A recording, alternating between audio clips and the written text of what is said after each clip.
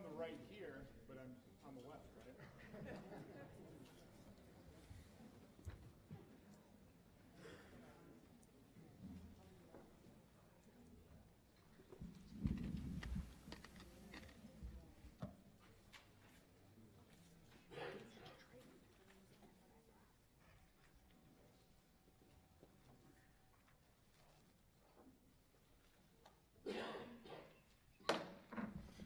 This hearing of the Senate Homeland Security and Governmental Affairs Committee will come to order. I want to first thank Senator Baldwin for making this a very nice bipartisan effort and getting us a little bit closer here.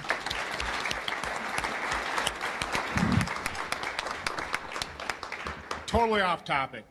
You know, the Senate is actually a very collegial place. We actually get along quite well together. We serve on a couple committees together, so I think that's actually an area of hope for our country. We really do get along together, so I really do appreciate you understanding what an important issue this is and participating in this today.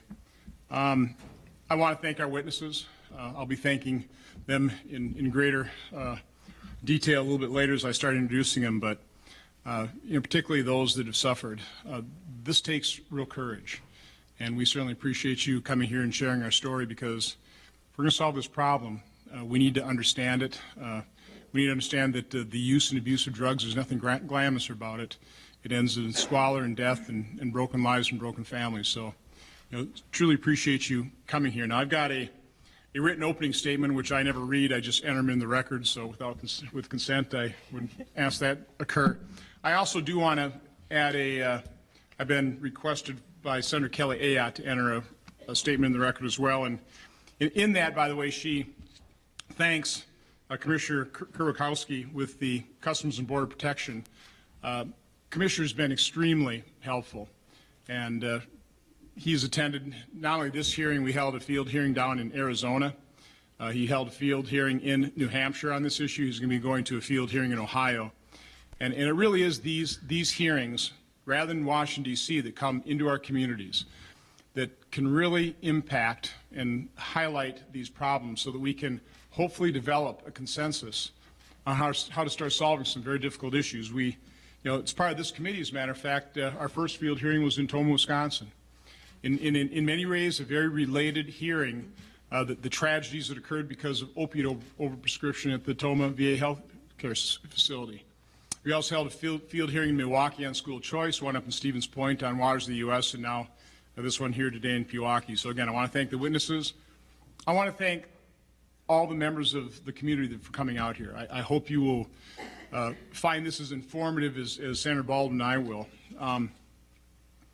Let me just kind of speak from the heart in terms of how this journey to Pewaukee and this hearing really began. When I took over the chairmanship of the committee, we first established a mission statement. It's pretty simple: to enhance the economic and national security of America. And then we established 4 priorities on the Homeland Security side: border security, cybersecurity, protecting our critical infrastructure, and combating Islamic terrorists. The top priority, the first one we addressed, border security. We've held 15 hearings on border security. We've issued about a 100-page report, and it's right here. I'd recommend you going online or getting a copy of it, laying out the findings of our hearings. Now, you might ask, well, how does border security relate to a hearing here in Wisconsin on the effect of heroin and the use and abuse and the overdoses here in Wisconsin? Well, certainly my conclusion, I think a number of our committee members, among many causes of our unsecured border, I place at the top of the list America's insatiable demand for drugs.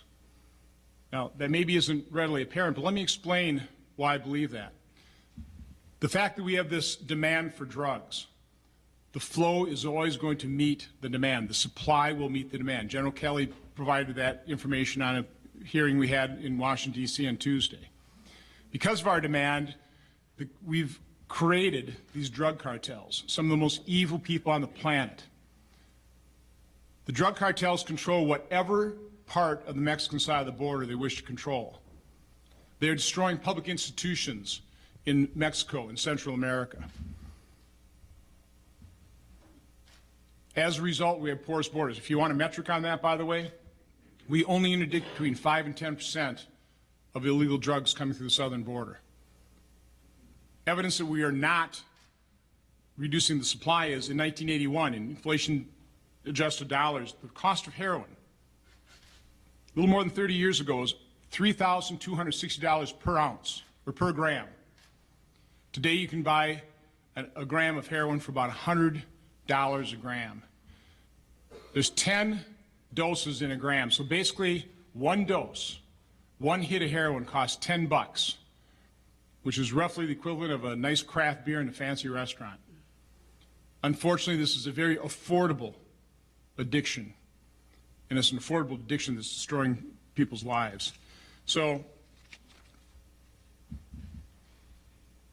when I threw out in early January, I also did a national security swing through Wisconsin. And every public safety official I spoke to, local, state, and federal, when I asked them, what's the number one problem you're dealing with? It was drug abuse.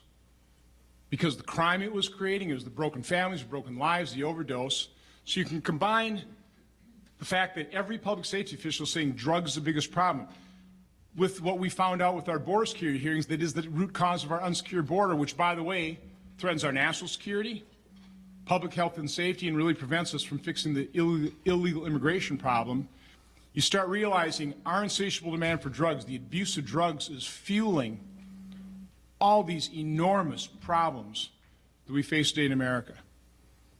So that is something we need to take to heart, and it's a problem we have to lay out the reality of, and that's quite honestly the purpose behind every one of these hearings of this committee, is to lay out the reality so that the people attending the hearing, both senators at the dais here or people in the audience, walk away from that hearing having taken the first step in solving any problem, which is admitting you've got one and understanding the depth of it. So again, I just want to thank everybody for coming here. I'm looking forward to the testimony. Again, I thank the witnesses for having the courage to share your stories, and also for the dedication as public safety officials trying to solve the problem. With that, I'll turn it over to Senator Baldwin. Well, thank you, Chairman Johnson, for convening us here in our home state. I will also go through the formality of asking that my written opening statement be made a part of the record, and follow your lead in speaking from the heart. You know, we've had a chance to talk between our formal meetings just about how this impacts everybody. Sometimes very immediately in one's own family, sometimes co-workers, neighbors, fellow congregants. It affects everyone across our state and affects everyone across our nation, and regrettably hasn't gotten the policy attention that it really has needed until recent years. And I think part of that has to do with something we've struggled with as a nation over the years of stigmatizing issues and making it more difficult for individuals and family members to come forward and tell their stories, be vocal, be visible. But we only realize we can solve problems when we do that. And so I want to add my words to Senator Johnson's in thanking the witnesses who sit before us right now, and we will have a second panel, and I want to greatly thank the second panel of witnesses in advance for being leaders and helping us sort of charge right through that stigma. Now, I don't want anybody here to feel sorry for us in terms of the jurisdiction of our committees. So I'm going to actually speak a little bit beyond the jurisdiction of the Homeland Security and Governmental Affairs, because both Senator Johnson and I have the ability to serve on a couple of different committees. And epidemics, crises, tragedies don't fit neatly into necessarily one committee's jurisdiction. And so I want to just add that in terms of addiction, the supplier isn't always a drug cartel many, many miles away. Sometimes it's a medicine cabinet that has been left with unused pills. And sometimes it's a prescriber who has been trained and, takes an oath to care for our health and well-being, but yet well-meaning has overprescribed or is over-relying on prescription drugs. And the pathway to the tragedy and epidemic that we're seeing right now, I guess I'll say there's several pathways. And we as policymakers at the federal level, and we'll be joined by some amazing leaders at the state level in our next panel, can't be limited just by this committee's jurisdiction and not the other. We have to work together and put together comprehensive problems. Because when in 2014, 28,000 Americans lost their lives to either prescription opiates or illegal opioids such as heroin and fentanyl, it demands that we work together and form those solutions. Now, recently the Senate took a really significant step forward with the passage of an act called CARA. And I think it is going to be a policy step forward. Resources need to come too, because all of the treatment programs in the world unfunded will not provide the care and support that people need to lick an addiction and to stay sober and to partake in lifelong recovery. And so the federal government is a partner, one partner of many that need to come together to solve this issue, to strengthen our communities. But that's what needs to be done. And again, thank you, Chairman Johnson, for convening us here. And I so look forward to hearing from our witnesses, putting a face on those unspeakable statistics in terms of overdose deaths and people in need. Thanks, Senator Baldwin. It is the tradition of this committee to swear in witnesses, so if you all rise and raise your right hand. You solemnly swear that the testimony you will give before this committee will be the truth, the whole truth, and nothing but the truth, so help you God. I do. Please be seated. Our first witness is Mr. James Bowen.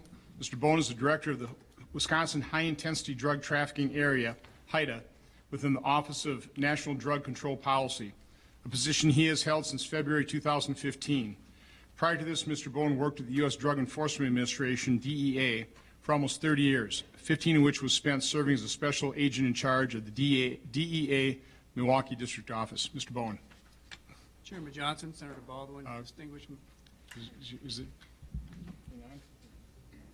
So maybe you want to just get the microphone a little bit closer to your. Chairman Johnson, Senator Baldwin, and distinguished members of the committee, it is my privilege to address. Get it real close. I mean, you got it. There you go. Start, almost kiss it. We want to hear you. It's my privilege today to address you on behalf of the Executive Board of the Wisconsin High Intensity Drug Trafficking Areas Program concerning the statewide drug threat assessment of Wisconsin, and in particular the HIDTA designated region. My name is James F. Bowen, and I've been the director of the Wisconsin HIDTA since February 2015. The HIDTA designated counties in Wisconsin incorporate approximately 46% of the state's population. The HIDTA program is designed to support and encourage federal, state, local, and tribal law enforcement agencies to work together in task force situations to target identified drug threats in the local HIDTA designated areas. Each year, the Wisconsin HIDTA Investigative Support Center conducts a comprehensive assessment of the drug threats in our area to identify and prioritize any new and continuing trends or threats affecting Wisconsin. Wisconsin can best be described as a destination state for illegal drugs and drug activity. By destination state, I'm referring to the fact that in most instances, once illegal drugs enter Wisconsin's borders, they are almost always going to be used and or resold within the state. Wisconsin's proximity to the major source cities of Chicago and Minneapolis has a direct and significant impact on the presence of illegal drugs and drug activity in Wisconsin.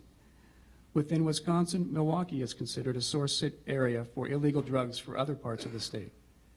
Now, while Wisconsin is geographically located on parts on the northern border, our investigations and intelligence reports of any significant seizures being sourced by drug trafficking organizations on the northern border, from the northern border, which are relatively few, confirm that their initial entry into this country occurred via some other northern border location, such as Detroit or one of the more western states, or by shipped parcel prior to making its way into Wisconsin.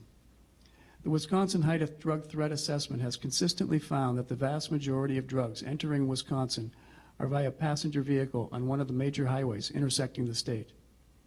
Preliminary indications of the 2016-17 Drug Threat Assessment are confirming some notable differences from last year's threat assessment. However, what is the same is that opioid abuse, including both heroin and prescription drug abuse, remain the #1 drug threat in Wisconsin.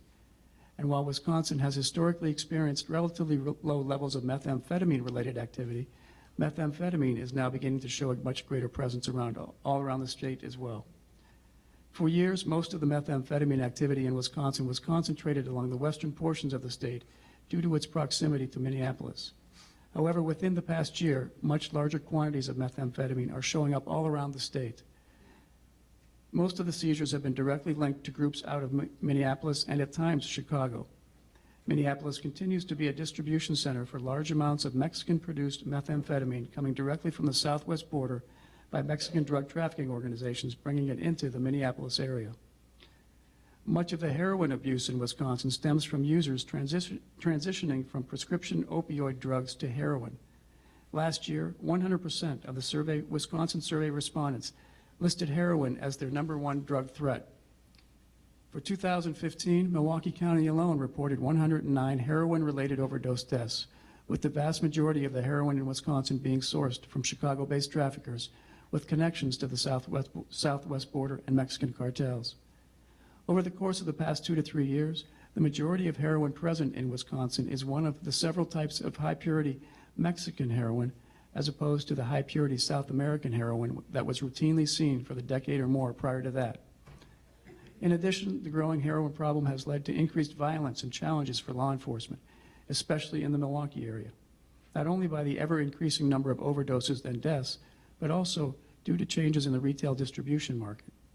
In Milwaukee, for example, mobile drug houses have become commonplace and have presented law enforcement with new and more dangerous challenges. These opportunistic traffickers travel around the city in stolen vehicles, usually with multiple violators and weapons inside the vehicle, posing an increased level of danger not only for law enforcement, but also to the public. Of growing concern during 2015 and continuing into 2016 is the increased presence of fentanyl. This most recent increase in fentanyl abuse appears to stem from the importation of fentanyl that is most likely clandestinely produced in Mexico and mixed in with quantities of heroin being smuggled into Wisconsin. In response to Wisconsin's identified drug threats, the Wisconsin HIDTA program uses a multifaceted approach to address the identified threats and is committed to facilitating cooperation among federal, state, local, and tribal law enforcement and prevention efforts through the sharing of intelligence and by providing support to coordinated law enforcement efforts toward identified drug threats. Thank you for the opportunity, and I would be happy to answer any questions that you may have. Thank you, Mr. Bowen. Our next witness is Dr. Timothy Westlake. Dr. Westlake is the Vice Chairman of the State of Wisconsin Medical Examining Board and Chairman of the Controlled Substance Committee. Dr. Westlake also serves on numerous boards designed to combat against heroin and opiate epidemic, including as the Wisconsin State Coalition for Prescription Drug Abuse Reduction Chairman. For his day job, Dr. Westlake works as an emergency physician at the Pewaukee Memorial Hospital. Dr. Westlake. Thank you. Get it now real close. I'd like to take this time to thank Chairman Johnson and Senator Baldwin for holding this hearing. I'm grateful for the opportunity to testify and share my experiences. My name is Tim Westlake. I'm a full-time emergency physician at Pewaukee Memorial Hospital, and I've been practicing there for 15 years. In my role as an emergency physician, I have witnessed firsthand the evolution of this crisis. This past week alone, I treated 2 heroin overdoses. One of them survived, and one did not. I later found out that the patient we could not save was the 4th person from his high school class to die of an overdose. The coroner that slipped him into the body bag said he has recently been seeing on average 2 opioid overdose deaths per day, taken down to Milwaukee County Medical Examiner. What can be said to comfort those who've lost a loved one in this way? Sometimes I feel like all I can do is sit there with the family and bear witness to the unimaginable pain and suffering that they experience. I wish I was making this next part up, but while I was writing out the testimony, my wife received a text from the tragic news of another overdose death of a child in our area. He was at my daughter's high school last year. He took a single pill. How dangerous could one single pill be? It was very dangerous. It was a highly potent, long-acting opioid, and suppressed his respiration so much his heart stopped, and he's brain dead. And I believe right now his organs are being harvested. And tragedies like this play out every day, once every 24 minutes in America, and it's truly the public health crisis of our time. But there's hope. Awareness is increasing, and I applaud the efforts being made to address this issue. It's critical to remember that the lion's share of healthcare regulation occurs at the state and local level, and as such, most of the responsibility for addressing the prescription drug epidemic will come from the state's hospital systems and physicians themselves. The federal government has a limited but useful role, and there are small areas really only where the best solution involves federal legislative change. The opioid crisis didn't exist in epidemic proportions until the last 15 years. That's mainly due to a shift in the opioid prescriptive practices in the late 90s. It was directly related to the premise that pain was being undertreated and that patients had a right to have their pain treated. People know this as the pain scale that we see every time you go into the doctor's office, several times usually. This originated with the federal government as a probably well-intentioned program through CMS and the VA, and then it quickly was reinforced by JCAHO and embedded into the culture of the practice of medicine. It's now embedded literally in every single doctor-patient relationship, and it has been and continues to be a driving causative factor in overprescription that's occurring. Earlier this week, I was working a night shift and woke up and got an email and a text saying that I couldn't believe how excited I was that Senator Johnson has released a bill that will eliminate the pain scale effectively. It's called the Pressure to Reduce Overprescribed Painkillers, or the PROP Act. It'll make the federal government unable to tie medical reimbursement to pain outcome measures and will help take the government out of the doctor-patient relationship. It's already gained broad bipartisan support and backing from the medical community and recovery community. Senator Johnson, thank you, thank you. You really don't have an idea how much impact this will have in eliminating the pain scale. Perhaps as far as what you could do for regulation of prescribers, it's the single most important piece of federal legislative reform that you could do. It's very important. Another area of federal legislative reform that was useful is the area of reform for prescriptive practices within the VA system. And legislation in this area was recently authored and released by Senator Baldwin, and I applaud her for the two bills. The Jason Simkoski Memorial Opioid Safety Act models the reforms in the VA system after the best practices that the states are doing, and it applies them at the federal level. She also has another bill that passed some Senate hearings as well, the Heroin and Prescription Drug Abuse Prevention Act, and it are good pieces that cover expanding access to Suboxone, increased availability of Narcan, and access expansion for treatment, which is important. There are over 9 billion with a B Vicodin pills prescribed in the U.S. every year. It's estimated that between 1 to 2/3 of these are not taken and are available lying around as leftovers. That's an excess supply every year of 3 to 6 billion pills. 50 to 70% of the adolescents and young adults that abuse prescription drugs start by taking these leftovers. As the person becomes opioid dependent, tolerance develops, they need more pills, the cost of taking the increasing amounts of pills becomes too great, and the next step is almost invariably a switch to heroin use. As the chairman said, it's $10 a day or $10 a dose, so much cheaper than buying the pills. In fact, 80% of heroin use starts with prescription opioids first. And with the relatively cheap cost of heroin trafficked over the porous southern border, along with drugs such as fentanyl and other synthetic opioids coming in over the border and through mail order, Wisconsin is awash in opioids. And any bill that would encourage a change in this prescriptive practice, thus decreasing the amount of the excess opiate pills, would go a long way in addressing the current epidemic. We're actually currently working on a bill, fleshing out an idea for a bill with Senator Johnson that would do exactly that, decrease that excess leftover supply. It's a small volume, time-limited refill of a short-acting pain medication used for acute pain. Right now, you can't do refills on any medications. I want to go to a lot more detail, explain it, but I don't have the time. I had to cut some stuff for my. We'll give you some time. Excellent. So at the state level here in Wisconsin, we've been blessed with the innovative leadership of Representative Nygren and Attorney General Schimmel, who have thoroughly explored the best paths looking forward at what works and what doesn't in other states, and truly listening to and involving all stakeholders in the process. In fact, we just came from a coalition meeting that had all the major health systems and from the state in Madison just like literally an hour ago. And that was, the purpose is to try to prepare the health systems, unifying the best practices across the systems. They're really leading the country in establishing the ways that state government can best position the state and the community resources to address the epidemic. Thank you again, Chairman Johnson, Senator Baldwin, for the opportunity to testify, and thank you especially for your leadership on this issue in the battle against the scourge of prescription drug abuse. The bills you have both introduced will really help best position the state and our country to move forward, and it makes me proud to be from Wisconsin to see you guys both up there. Thank you. Well, thank you, Dr. Westlake, and we'll give you some time in that question and answer period to expand on some of those points you made. Our next two witnesses are a brother and sister, but they're also joined by their parents, Rick and Sandy Scott. And again, I just want to thank you as a family for your courage coming forward. This is not an easy thing to talk about. It's not, but you're laying your life out there. You're subjecting yourself to real scrutiny here, but you're doing it to save other lives. So really do appreciate that. But we have Tyler Liebert and his sister Ashley Nowakowski. Tyler is a recovering heroin addict and will share his personal experience with addiction and recovery. He is accompanied today by his sister Ashley, who will provide her perspective as the sister of an addict for 11 years. Both Tyler and Ashley serve as public speakers for Your Choice to Live, Inc., a drug and alcohol awareness program created by their family to provide Wisconsin youth with the knowledge and skills to remain substance-free. Again, Tyler and Ashley, thank you for sharing your story, and we're looking forward to hear it. Tyler. Thank you for having us. This is a real honor. Get it real close. We want to hear you.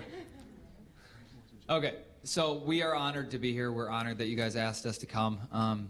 We do this all the time, and honestly, I'm nervous now. But like you said, I'm a recovering heroin addict. I started really young. I started experimenting in 6th grade. It was introduced to me by older people, and when I was younger, I was chubby and hyper, so I was a bad combination, so I didn't have many friends. Parents didn't want me coming over because I was too hyper and stuff like that. So alcohol was introduced to me by older people, and I saw that as my golden ticket to popularity. I thought, yes, I can finally have friends now. All these old people want me to drink with them. And so I started drinking in 6th grade, and I started doing smoking pot in 7th grade, and I was doing pills by 15, and I was doing heroin by 16, 17 years old. And I never planned on this. You know, I didn't wake up and say, oh my goodness, when I grow up, I can't wait to be a heroin addict. You know, it started with that first small stepping stone. It started with drinking. It started with smoking pot, and it increased. And so I chose drugs over everything else in my life. And going through high school, I got expelled from high schools. I got arrested all the time, and I was in and out of jail. And after high school, it just gave me more time to do whatever I wanted to. So after high school, I worked every day, and I looked for drugs every night. And that was my entire life for, 10 years. And before drugs and alcohol, I was this, hyper fun-loving kid that was always in a good mood, always laughing, always smiling, always joking around. But the farther I got into drugs and the more I got in trouble and the more that drugs mattered to me, the less I became who I was. And instead of being this hyper fun-loving little chubby kid, I was an angry, violent monster. I was never in a good mood. I didn't laugh anymore. I didn't know what smiling was. I didn't know what life was anymore. And the only thing that mattered to me was drugs. That was it. Just as long as I was getting high, that was the only thing that mattered. And in the midst of it, I didn't see what I was doing to everybody around me. While I was in it, the only thing that was important were, like I said, drugs. So I didn't care what was happening to my family. I didn't care what was happening around me. And I didn't really see what kind of damage I was doing until I got into treatment and I got sober. And, in my family, I've got my sister and my mom and my dad. And from each of them, I looked for something else. My mom, I'm a mama's boy. I can admit that. I looked for her support, her love. She was always there for me. She was always in my corner. From my dad, I just wanted his approval. And from my sister, Yeah, she was my sister. So, Your older sister. yes, my older sister. But because of what I was doing, because I was getting arrested and going to jail and getting expelled, because I was making really bad choices all the time, I never got any of that from them. My sister wanted nothing to do with me. My mom cried every day because of what I was doing, and my dad and I fought like it was World War II every single day. And I would wake up every morning terrified of what I did the night before, because I could usually never remember. And I would wake up every morning terrified to go downstairs because I didn't want to have to face my family.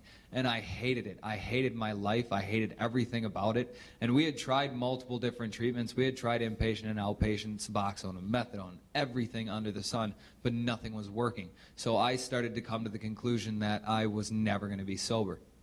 And coming to the conclusion that I was never going to be sober and hating the way my life was going, I drew one ultimate conclusion from that, that I didn't think I should be here anymore. And I figured that maybe if I die, maybe my family can finally get some peace. And maybe if I die, maybe my family can finally lead the lives they were supposed to lead without me having to drag them down anymore. And in the mornings, instead of wondering what I did the night before, I would start wondering, why am I still here? And instead of being terrified to go downstairs, I would pray that I wouldn't wake up the next day. There was nothing good in my life. There was nothing positive, and I couldn't stop what I was doing. And so eventually it came to the point where my family came to the, well, they didn't come to the same conclusion, but they came to the conclusion where they had tried everything they possibly could, but nothing was working. And so they kicked me out, and I went down and I lived in Pewaukee.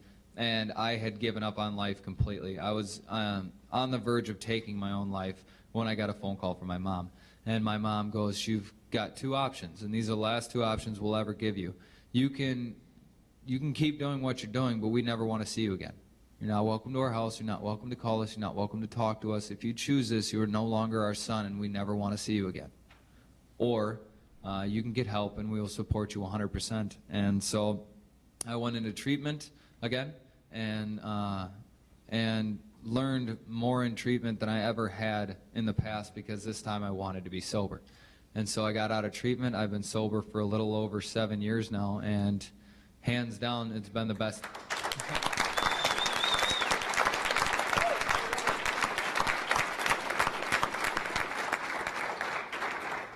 Thank you. It means a lot. But, you know, obviously my family's still here supporting me. And so that's my story. I'll let Ashley talk. Thank you, Tyler. Before Ashley begins, normally Rick and Sandy and Ashley all chime in and tell the stories. For time, we're going to let Ashley speak for herself and for her parents. But again, thank you for sharing this, and look forward to your testimony. Okay. Get close. Yes. Okay, so my name is Ashley. I'm Tyler's older sister. I'm 3 years older than him. And on behalf of my parents and myself, Tyler's drug use deeply impacted all of us. We hurt 10 times more than he did because we were watching someone we loved destroying his life. My mom cried all the time and blamed herself for his problems. My dad was always angry, and I hated him for what he was doing to our family. When we should have been making childhood memories by going on vacations and spending time together, we were fighting, crying, and living in fear that we'd get the phone call that Tyler was never coming home again. I couldn't even have him stand up in my wedding because I didn't think he'd be alive for it, and I didn't want to have to explain to my wedding guests why there was a missing groomsman. My mom even had his funeral planned. There were times when I thought, God, if you're going to take him, just take him. He was suffering, we were suffering, and we didn't know that there was a way out. But after when Tyler went into treatment, I didn't think it was going to work. But after many therapy sessions, and as a family, we had family sessions, we were able to repair some of the broken pieces in our relationship. Today, I cannot put into words what the past 7 years of having Tyler clean and sober has brought to our family. Tyler is not only my little brother, but my best friend and someone I can look up to. We know that he can go back at any day and start using again. And that is a fear we will have to live with for the rest of our lives. And we also have survivor's guilt because we know so many families that are not as fortunate as us and don't get to experience what it's like to get their loved ones back. So thank you. Thank you, Ashley.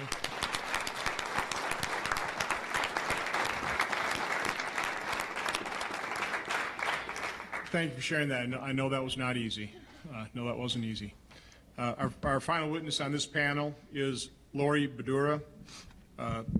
Lori lost her son, Archie Andrew Badura, to an overdose at age 19 in 2014. As a result, the foundation Saving Others for Archie was founded. Ms. Badura is a resource to many across the state of Wisconsin, sharing her story and offering hope to many. Today, she's here to share this incredibly personal experience. Lori. Good afternoon. My name is Lori Badura, and I'm a wife, a mother, and a dedicated businesswoman. I want to thank my family, my husband who's behind me, my two sisters, and my two very best friends, Bill and Kelly, who are on my board, and all the countless other people. There's several people that have lost children that came here today or have children in detox today. So I just wanted to share that before I start.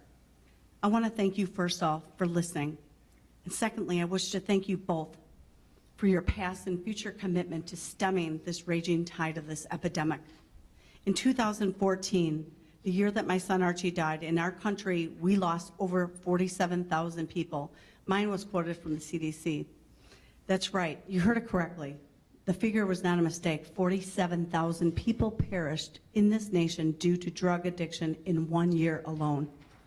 You know, those of us who have lost loved ones to an opiate epidemic, those of us who advocate for more attention to this issue, please understand what we certainly understand, why the latest news reports center upon the gravity of worldwide incidents across the globe where a dozen or people might be killed by terrorists, or where 25 or 68 people perish in a single suicide bomber attack, but we all defiantly can't understand what the importance of these news stories with 47,000 compared to that. But for moms and dads like us, we've lost our children to this opiate addiction and this epidemic. The lack of attention on this ridiculously large numbers of deaths, 47,000 in a single year, we do not always understand this lack of attention and outrage. That is why today is monumental. Because of your listening today and the scheduling of this hearing, you have changed the contours of this entire conversation. On behalf of the survivors here today, I applaud your leadership and express my deepest gratitude to each of you for the gift of your time and your talent. I was invited to speak to you because my son Archie died from a heroin overdose on May 15, 2014, and I hope you read my bio. I brought it along. You will read about my harrowing details of our family's personal hell. You will learn about Archie's cousin, who, while remaining alive, now lives with a debilitating traumatic brain injury at age 44. He will continue to require 24-hour, round-the-clock medical care for the rest of his life. Over the course of the past 2 years, I have told our story, a story of survival, to countless audiences of all ages, shapes, and sizes. But today I want to talk to you about another aspect of my life. You see, every week I get calls from across southeastern Wisconsin, mostly from people who, like me, are coping with the pain of the death of a child. These people, many of them survivors of this opiate epidemic, are referred to me. Who refers them? You name it. I receive referrals from psychiatrists, psychologists, nurses, priests, business professionals, even my boss. And finally, and this is not an exaggeration, I receive referrals from funeral homes. I have the Kleenex to prove it. That's right, funeral homes. The directors give my name out now. My commitment to all these people is unwavering. I talk to each and every person who calls me seeking help. Each person is suffering with and struggling with the horrors of substance abuse addiction, and I am one who can empathize, identify, and relate to their experience. What does my inner drive to serve others come from? I'm not entirely sure. No doubt my faith of God sustains me, but there's also no doubt that my son Archie motivates me. I refuse to allow his life to be taken in vain. I make sure that his memory will live on, even if Through the efforts of his mom to help others cope with their pain and suffering, it is my mission to ensure that Archie's life story will continue to serve as an agent of change and transformation to saving others for Archie. So what you might ask, is my life like today? Well, I just want to share the 10 days ago when I received your invitation to the hearing. I want to recount a few details of what these days are like, similar to Dr. Westlake. I think we get the same text possibly. I hope you will gain a little bit of vision or maybe a peering of my window of what it's like in my life today. On April 5th, a mother called me. Her teenage son had died. She wanted to know if her hell would ever be put away or will ever go away. 2 days later, on April 7th, another mother called. She got my name from a funeral director who buried her child, and she told me she doesn't know how she will ever get out of bed and a break from her personal grief. She is just devastated. On April 8th, I learned of a young man who knew both of our sons from childhood who died of a heroin overdose this weekend. I cooked dinner, brought it to their family, and we all sobbed in each other's arms as we looked at their Catholic school grade pictures. There were no words of comfort to offer. I sat in silence. This boy had carried my son's casket. It made no sense. That young man's funeral happened this past Saturday. I attended. The wounds reopened. I cried some more. Out of the blue, a week ago, a psychologist called me. He asked permission to give my personal cell number to a patient, a woman that he feels he cannot reach. The psychologist has worked with this mother for a full year after she lost her 28-year-old daughter. This past weekend, a mother reached out to me with her 33-year-old son, who was turned away at the ER for a detox or treatment. She had found him with a needle in his arm and didn't know what to do. So I made sure that she was armed with Narcan. She tried to call a hospital to get in. It wouldn't be till next week. And she went to bed that night with the Narcan sleeping next to him. For 2 nights, that's how it was. The third morning, he wasn't there. He's still not home. The system let this mother and son down. I'm not done though. My son, Augie, called me from UW-Eau Claire Sunday evening. Another freshman student in his dorm overdosed on opiates. Augie, who serves as a public speaker and knows more than anyone should at his age about drug addiction, it was Augie who was the first responder to this UW-Eau Claire student and called 911. The fellow student did survive and was grateful for Augie's quick thinking. So you see, it's all over. There are several more messages on my phone looking for help, several that I haven't even returned as of yet today. But why me? Why do they call me? Why do psychologists, business professionals, funeral directors call me? Sometimes I feel like I'm not quite sure. So because I have terrible days. You know what I'm talking about. These days when you can barely get out of bed, the heaviness of the grief is insurmountable. In other venues, it may look like I have it all together. I enjoy a good deal of success as a business marketing executive. I feel quite natural serving clients across the nation, from East Coast to California. In this realm, I'm confident, and I am confident. But here in this realm, there's no business school for parents whose children are addicted to opiates like heroin. In this realm, there's no textbook or guidebook to follow when you learn that your child succumbs in addiction. No. But people continue to reach out to me. I believe it is because I am raw, living proof, knowledge of this addiction storm. I lived it day after day with my son Archie, and then I buried my own son.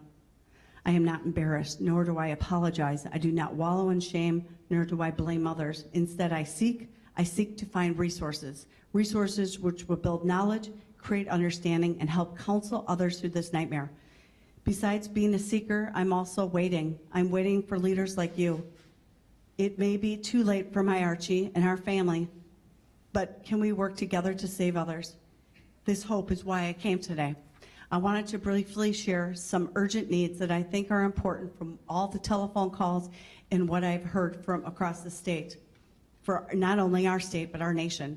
Number one, the medical treatment model needs reworking. Think diabetes. Lifelong care, lifelong approach. Addiction, lifelong care, lifelong approach. We need to change the way we use healthcare in our nation when it comes to opiate addiction. We need a treatment model because true opiate addiction needs medication, and also Treatment needs to be uninterrupted by insurance companies. Addicts need to be able to focus on the recovery and not whether or not their insurance company is going to deny or end their coverage. Number two, the window to get treatment is so narrow, and these families are being turned away each day they come to an ER to get help. HFS-75 opiate detox in general is urgently needed to stabilize a person and is part of a treatment-oriented system of care. Traditional opiate detox is not generally covered by health insurance. The need for some type of detox facility remains in communities, and alternatives to traditional opiate detox are being explored by the private sector, such as ambulatory detox, rapid home-based programs, and even visiting nurses. Number three, stepped up the medically assisted treatment to aid the opiate epidemic. Use medical assisted treatment for opiate users in a recovery program and in drug courts as part of the law. We must provide Vivitrol for those incarcerated and for those newly released. Number four, restricting access to drugs, not just from Mexico, but from all our borders and boundaries and professional responsibility. Tighten up education to drug companies and better educate physicians, oral surgeons about the how-tos of writing an opiate script. Lastly, number five, look into the data on those that have survived opiate overdose and the suffered brain trauma that are now wards of our state, like my nephew that will need 24-hour care for the rest of his life and is unable to give back to society. Harnessing all of our stories together and looking at the hard facts for policymakers, this is the other side of the epidemic that nobody wants to speak about. So I close with these 5 important unmet needs, and I hope my perspective provides you with insights so they may be reality for future policy changes. I thank you for your time, and hopefully together we can save lives. Thank you.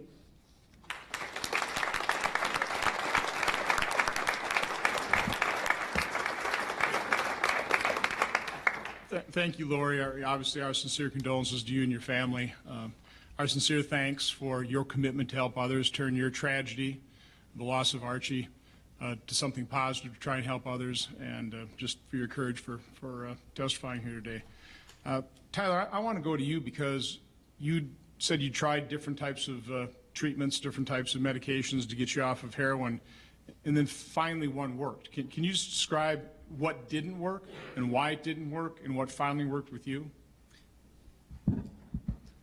I think the biggest part of why treatment didn't work for me is because at the first six treatments, I didn't really want to be sober yet. I think that is the most crucial part to anyone getting sober, is wanting to be sober.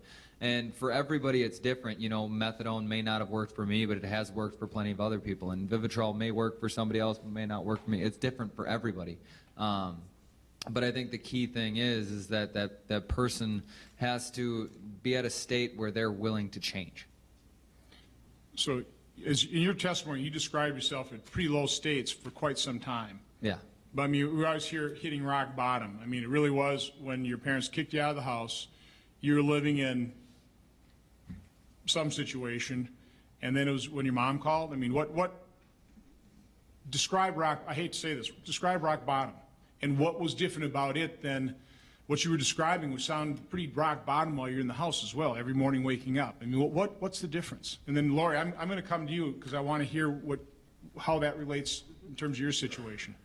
Well, I think the biggest thing is the last time that, you know, every time that I hit rock bottom before that, I was like, well, this was just a fluke. This won't happen again. You know, I won't get this low again. I'll make sure of it. I'll be better this time. I'll be a better addict this time. And when the last time that I went in was the final realization that this just isn't working anymore. And that rock bottom was, I had a knife and I was ready to end everything. I was done. I could not take the burden anymore. Ashley, real quick, did you and your parents, did you recognize rock bottom? Did you see something different about it this time? Not at first, we didn't. When my parents kicked him out of the house, I had moved out of the house, but they had called me and said, you know, we've kicked him out, and this is the ultimatum. If he calls you, don't answer his phone calls. And so they were the ones that went to go pick him up and take him to treatment. But it took a little bit for us to realize that he wanted to get help. So at first, I don't know if we noticed a change in him or anything like that, but if he felt it. Other than that attitude of now I really hit rock bottom, was there a difference in the treatment? Or was it strictly just the attitude? I think a big thing that helped him was we changed as a family. So we had to go to family sessions, and because throughout all the other treatments, my parents would take him, drop him off, pick him up, he's fixed. Like, you fix him and he'll come back into our house. And that wasn't working. So when we went to the final treatment, we actually had to go to family sessions and work on changing dynamics within the entire family. So you were with Tyler. So so now you went through treatment to a certain extent together. Right, exactly. And that was the first time that happened. Tyler, Yes. was that I mean, in addition to hitting rock bottom, was that family treatment, was that also key? Yeah, I think that was a huge part because family was, no matter how much I did that was wrong to them and how much I said I hated them, they were still the most important thing to me. So knowing, like, seeing their support and, seeing my dad tell the counselor that, well, I work every day and I'm not going to be there because you can't set a meeting early enough, and the counselor saying, hey, tough luck, you're coming. And for all of us to be in the same room and be able to share, what we were feeling to each other, that was the first time that's ever happened. So yeah, I think that was a major part. Lori, I hate to even ask because I hate to have you go through this process again, but were there attempts to put Archie into treatment? Did those work? Did they not work? Or can you talk about because you're helping so many other people. Can you relate to this? Can you kind of? Yeah, I can. And I don't feel guilty, Tyler. We love you, and we're so glad you made it. But Tyler's an anomaly. There's not a lot of them that make it out. There really isn't. I wish there was a lot of Tylers. I wish I knew them. I don't. So I'm so glad. I mean, our families are close. We know each other well. They knew Archie. I guess, I have my sisters and husband, and it was 4 years of hell. It was marijuana. So everybody says, oh, heroin. That wasn't even introduced before 2 months before he died. So I guess rock bottom, there were so many rock bottoms. We kept thinking, this is it. This is it. But if you look in the last page, when you walk in to an ER and see that your kid ingested an opiate patch, and the physician said most kids ingest a spoonful, he ate the entire patch and was foaming at the mouth. This is his first overdose. He should have died that day, January 3rd. He didn't. If anybody wants to see back there, there were several times, and just like any addict, they don't want to die. They're trying to get to a high of feeling better, but this drug owns them. They're in a jail of something that none of us can understand. I can't tell you how many people said to me, how in the world could that boy carry your casket and then he overdosed this weekend? And I said, because you don't get it. You really don't get it. And people who say that, oh, they can just stop, can't. You can't. And it does. It starts with the pills. It starts with the pills, and then it goes, as you said, $10. $10. Tyler, when we were in the back, and I asked him, what he knows about the percentage of successful treatment, about 1 in 10 is what he said. That actually surprised me as being high. By the way, Rick and Sandy, if you wouldn't mind, at the end of the panel, I will have you come forward if you want to just say a couple words, if there's something that you want to express here. I think that'd be powerful. I do want to go to Mr. Bone and Dr. Westlake. Anything you can kind of chime in on the treatment aspect of this, things that that we understand. Obviously, Dr. Westlake, you treat on the emergency side of this equation, but Mr. Bone, One of the things we've learned from get close again. One of the things we've learned from law enforcement over the years is the fact that it is going to take treatment to get people. Otherwise, we're going to see them again and again in the criminal justice system. We've now got an entire generation of addicted people out there. We focus on the people that bring it in. We focus on the people that deal in this stuff. But I can tell you the high-level violators that bring this stuff in are smart enough to know not to use it because they know how dangerous it is. So it will take a lot of prevention. It will take a lot of rehabilitation. But law enforcement has a duty as well to keep it out as much as possible. Can you just kind of speak to what we know about the success rate of treatment. Then I'll turn it over to Senator Baldwin to ask questions. So yeah, I mean, my area of expertise really is more in emergency medicine, some of the policy areas, but it's abysmal results. I mean, once someone gets addicted, it's 1 out of 20, 1 out of 10 tops. It's just so there's a lot of different drugs that are addictive. Alcohol, you're an alcohol addict, and you've got maybe 50 years of drinking before you die. You get too drunk, you pass out, you throw up. Maybe a car accident if it's horrible. You take too much heroin one time, you take one pill, like this kid last week, and you're dead. And so there's just no room for error. And the biggest thing, we just at this coalition meeting, we asked the health systems, how can we partner together? What can we brought states together, DHS and all kinds of players at that level, and the shortfall is in the treatment. So there's not enough treatment providers. If we could get all the addicts, 168,000 opioid addicts, if we could get them into treatment now, we don't have so that's an important piece. And I believe in limited government, that funds really need to be justified to be spent, but I think the return on investment for getting people clean is huge, and it's well worth the cost. What was shocking, before I turn it over to Senator Baldwin, in the testimony, I think they said the average beginning age was 11 years old. You were in 6th grade, 11, 12? 11, yeah. Nothing glamorous about there, is there? No. Senator Baldwin. Thank you all again for your amazing and powerful testimony. I want to just pursue a number of the issues that each of you raised a little more deeply. And Lori Badura, if I can start with you. You just described your last few weeks. You are like the key resource for people who have your cell number and people who give out your cell number. We have an epidemic, and it strikes me that people have no idea where to turn, what to do.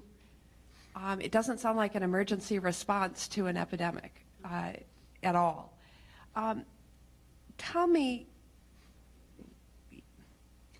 what is out there for parents? When you talk to them, of course, you're doing some personal counseling, you're sharing your experience, hugging them.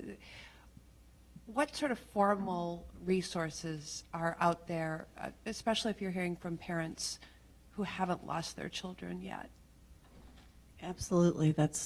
I'm so glad you're asking. I am on the board, the AODA advisory committee for Waukesha County.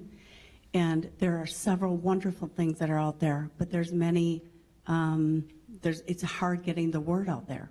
They're doing great things, but no one really, I call it connecting the dots. That's if you look up my name, most people Google heroin mom and my name comes up. So I call it connecting the dots in the state, because each county is doing fabulous. I mean, I've worked with Pewaukee, no one's talking to each other. Why redo each other's work? But what I would tell somebody that would call is there's something called 211, which is, you know what that is, right? Of course. Okay, the 211. And then a lot of people don't know it. So they're just comforted with that fact. If they cannot, most of the problem is a lot of these people, the resources are tapped. There's no more insurance. They've done treatments. Most of them, I would say, have done 3, under their family's insurance, and they're tapped out. So then they go to a county, and the county, it takes 4 or 5 days on a good day. That's what my friend was waiting for this past weekend when they were trying to wait to get him in. And that's just because they're so backed up. But I know that besides that, it's arming, if you're living with somebody with an addiction and they're using opiates, you have to have the Narcan. And that is not, the public does not know about that. There's great resources here that are training, they're handing out needles, they're doing things here, but they just need help getting the word out. There's also the Addiction Resource Council, they're doing fabulous things, but we don't even have counselors. The counselors are gonna age out soon, and there's not enough counselors to counsel people, because really, Archie was 77 days clean. He wanted to be clean.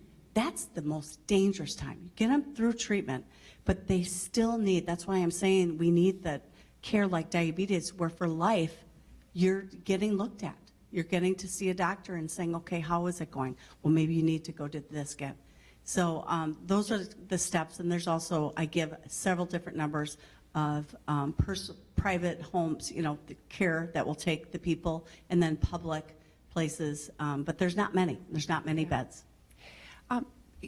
About those beds, just in terms of your own knowledge and your own experience, is it because of lack of professionals to staff them, or lack of local resources, state resources, national resources to fund them, lack of insurance coverage, all of the above? It's really all the above. I think I know the answer to the Yeah, question, no, but I but want to hear you it's a say. great question. Like Lutheran Social Services is one I can tell you in Waukesha County who has been pushed around because they can't get a building. Nobody wants them.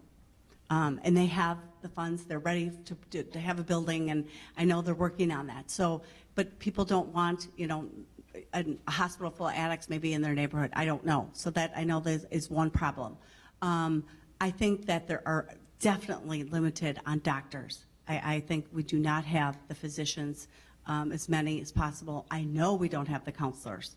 I absolutely know that.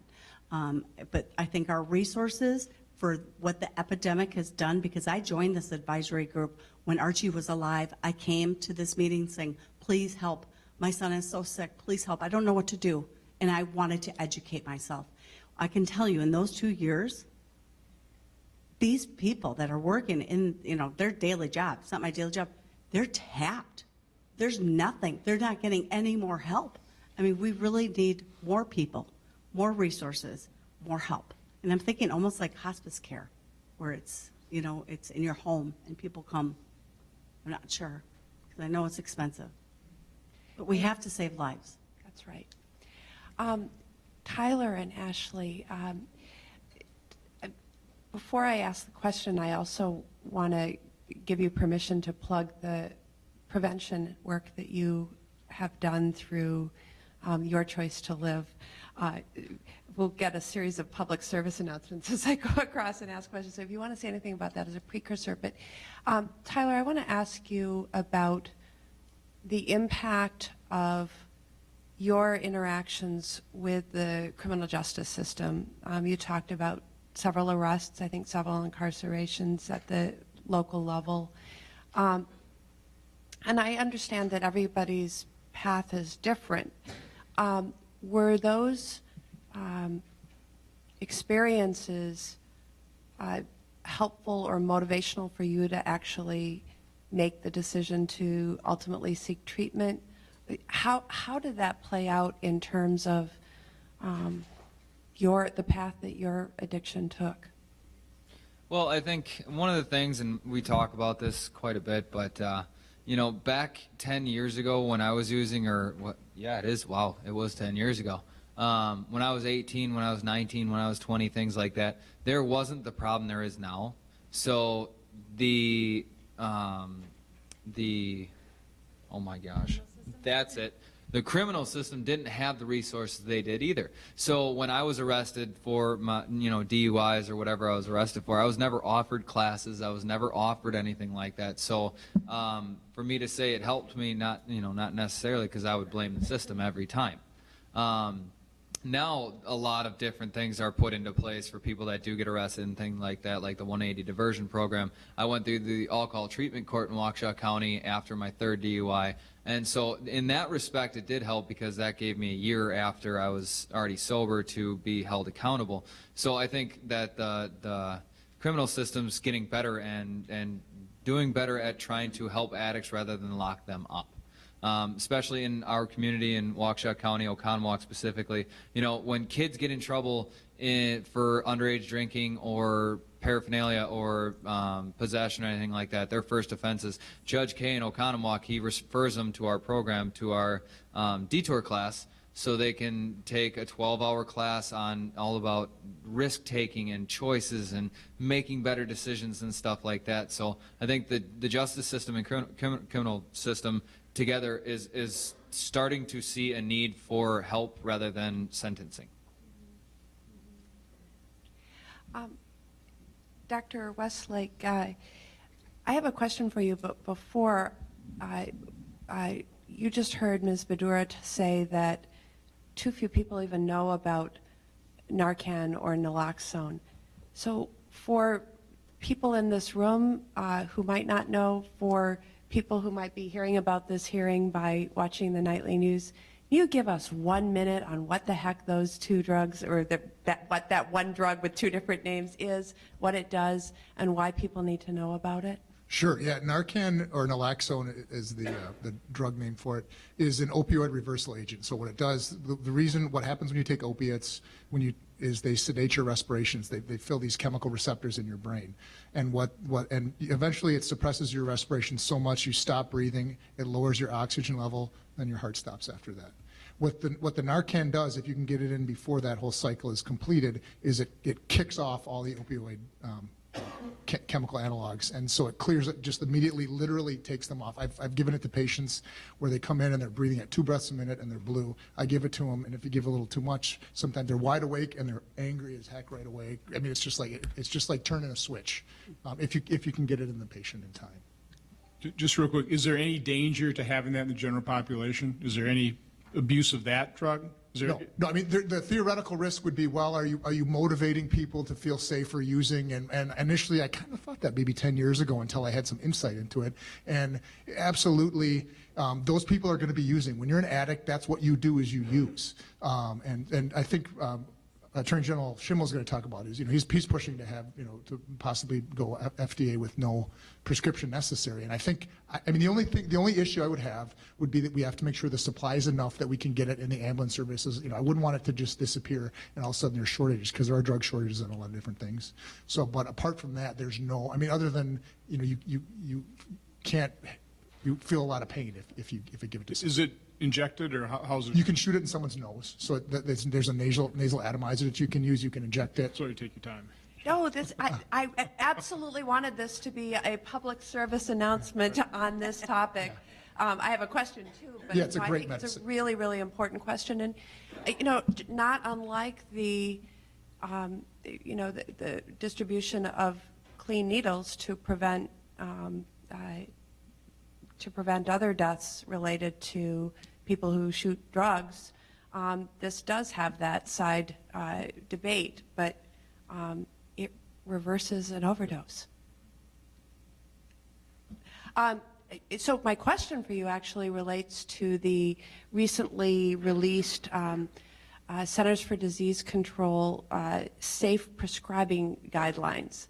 I think they went through a fairly long process trying to look at the latest evidence on appropriate and safe use of opioid pain medications.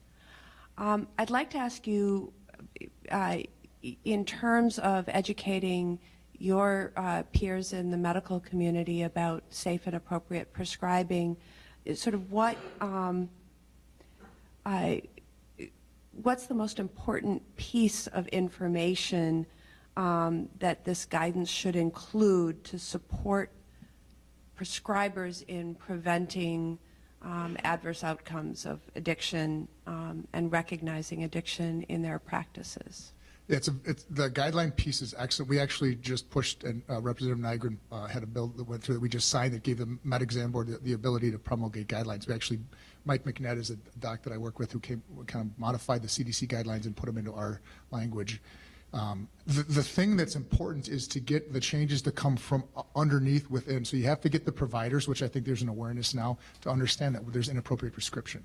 So it can't just be another federal mandate like, you got to do this, and it's, it needs to come from underneath within the health systems and from within the doctors. And so what we're trying to do at the state level, through the Controlled Substances Committee, which is who promulgates the guidelines, is to have input from the stakeholders. So then when we come out with these guidelines, the systems can then say, okay, these are reasonable guidelines, they're good guidelines. And when you get buy-in from the providers and the systems, then it can be incorporated into the culture of the practice. And education is important with that as well. It's got to be limited though, because again, we have a crisis now. So there's a huge opioid epidemic. The problem I have with legislation, state and especially federal, is once it's in place, it's never going to get repealed. There's never going to be enough will to repeal it. So if you put something in place, there was a great a piece of legislation that had, CME, 4 years of opioid CME per year for the DEA. The problem with that is in 20 years, hopefully the culture will have changed that it won't be a problem, but I'll still be stuck doing 4 hours of opiate CME. And so that's the thing is, Representative Nygren used sunsetting. So after 3 years, the restrictions on checking the database, a prescription database, will go away. And hopefully by then the culture of prescriptive practice will have changed. So that's the wisdom of the legislation, I think. If that. Yeah. Well, you raise a great point, and I remember reading an article about how sometimes change in the medical community is slow, and it was Dr. Gwende talking about how a recipe change in New York City was adopted universally in a certain type of restaurant in 7 days, but it took 7 years to change a protocol in the medical profession. So we obviously need to put a huge exclamation point behind these new guidelines. And have the systems within, own their part of the guidelines. Yes, exactly. One last question of this panel from me, for you, Mr. Bone. So you have the rather unique role of overseeing the coordination among so many different levels of the federal, state, and local law enforcement efforts to combat drug trafficking. And I guess I just want to, from that unique perspective, I want to know how you believe it's working and what more we can be doing at the federal level in Congress to support coordination to more effectively combat the flow of heroin and other illegal opioids into this community. It's just that the support is both funding for training, for enforcement, and for prevention methods. In HIDA, we have a heroin-specific task force that we've just beefed up by about 50% with more manpower. But at the same time, we're always constantly doing training out there. We're training law enforcement because in a lot of the communities, this is something relatively new to them, on how to handle overdose investigations, and because it's in every community. At the same time, we do a lot of public awareness training to go out and just let people know that this is out there.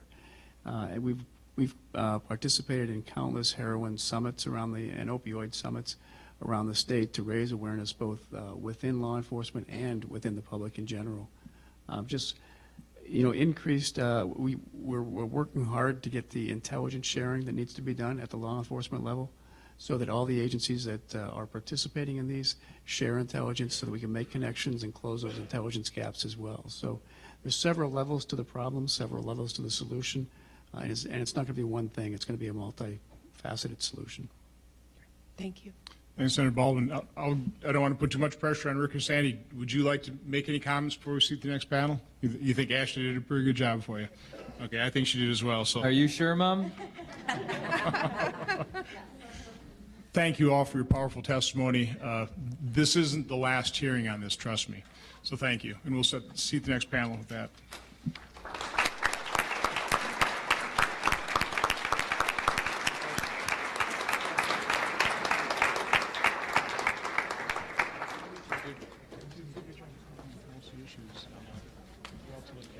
Got 2 panels, we got time, and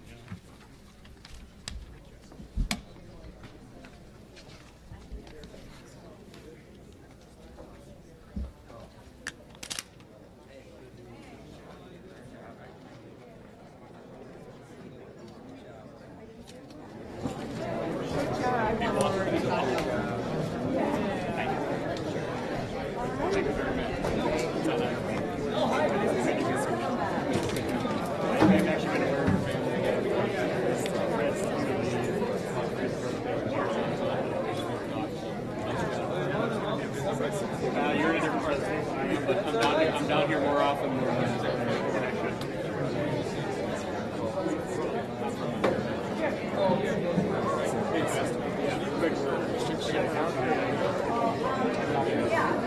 Okay, good.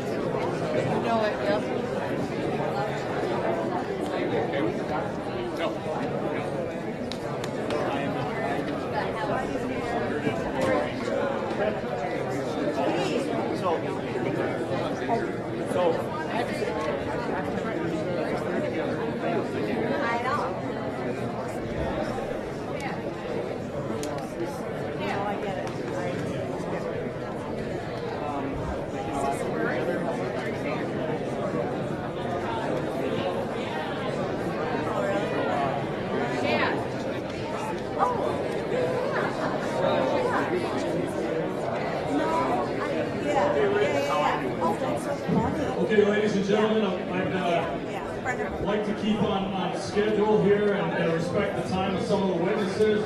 So please take your seats. We are going to begin again in about 30 seconds. Thank you. Thank you.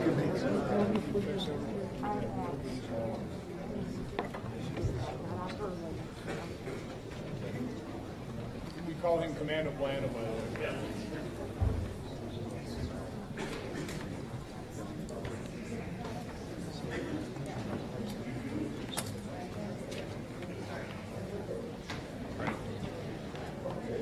As I mentioned in the earlier panel, it is our tradition to swear in witnesses, so if you all rise and raise your right hand.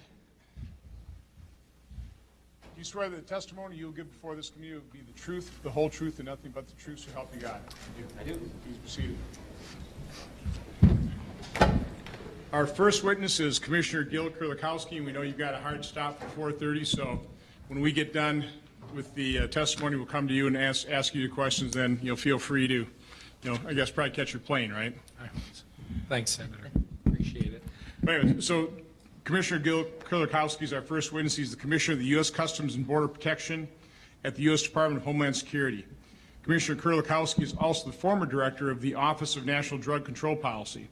Commissioner Kurlikowski has 4 decades of law enforcement and drug policy experience, and again, I just want to express this committee's thanks for all the traveling you've done to hold these similar types of hearings in the states that is being affected by this tragedy. Commissioner. Thank you. Chairman Johnson, Senator Baldwin, thank you so much for the opportunity to appear today and to be here to discuss this significant abuse and addiction issue of heroin. It's an important discussion about a complex, difficult challenge that our nation faces. Customs and Border Protection has a critical role in the effort to keep heroin and other dangerous drugs out of communities. We seize nearly 4 tons of illegal drugs every single day, and it is a variety of drugs. Our seizures of heroin increased 22% in the last fiscal year. While the vast majority of the seizures still occur along the southwest border, we interdict heroin in all modes, air, land, and sea, in both the travel and the cargo environments. At and between the ports of entry, our frontline officers and agents use a variety of technology and assets, everything from canine to large X-ray equipment, etc., along with intelligence and information sharing with our state, local, and federal partners. Continued efforts to intercept drugs at the border are a key aspect of addressing the crisis, but I think we all know and recognize that interdiction and arrests alone will not solve this problem. President Obama conveyed just a couple of weeks ago at the National Prescription Drug Abuse and Heroin Summit in Atlanta that we need to focus efforts on prevention and treatment in conjunction with the deterrence of drug trafficking criminal organizations, and we need to better integrate our efforts and share information. I'm pleased to support the Department of Justice and the Office of National Drug Control Policy on the National Heroin Task Force, which fosters a collaborative relationship between public health and law enforcement across all levels of government. Law enforcement at all levels is committed to security, but also in protecting the health and safety of the public. And for Customs and Border Protection, this is especially important because nationwide we encounter nearly 1 million people every day that come into our country through our ports of entry. And we were the first federal law enforcement agency to initiate naloxone training for our officers who may encounter someone experiencing an overdose. I want to acknowledge the significant strides that we have made with Mexico and that they have taken in recent years to address transnational organized crime and narcotics smuggling specifically. The relationship with our Mexican counterparts is stronger today than it ever has been, and while more can be done, we know that we receive information from Mexican authorities on a daily basis. They sit with us in some of our targeting centers, we work closely with them, and I think the recognition that we're all very much in this together is clear. So thank you for holding this important hearing, and I'm happy to answer your questions at the appropriate time. Thank you. Thank you, Commissioner. Our next witness is Attorney General Brad Schimmel. Attorney General Schimmel was elected Wisconsin Attorney General on November 4th, 2014. A frontline prosecutor first elected Waukesha County District Attorney in 2006. Schimmel has pledged as Attorney General to put public safety over politics and to continue to fight against heroin and human traffickers. General Schimmel. Good afternoon, and thank you, Chairman Johnson and Ranking Member Baldwin for the opportunity to testify, and thank you for both of your commitment to Is it? All right, we're not close enough. Okay. People want to hear you. It sounded loud enough in my head. Thank So it's way you. in the back. Thank you for your commitment to finding bipartisan ways to address this opiate epidemic that we are facing. Some of the legislation that you have both proposed will make a difference in this battle for us. And Senator Baldwin, you asked whether, in the question and answer period earlier, whether this sounded like an emergency response to a crisis, and it doesn't. And many of the people in this room have been on kind of the speaking circuit together for a long time, and we have been asking for a long time, after we talk about the nature of the problem, we're asking people, what are we prepared to do about this? We've seen in the course of a little over a decade, opiate overdose deaths more than quadruple.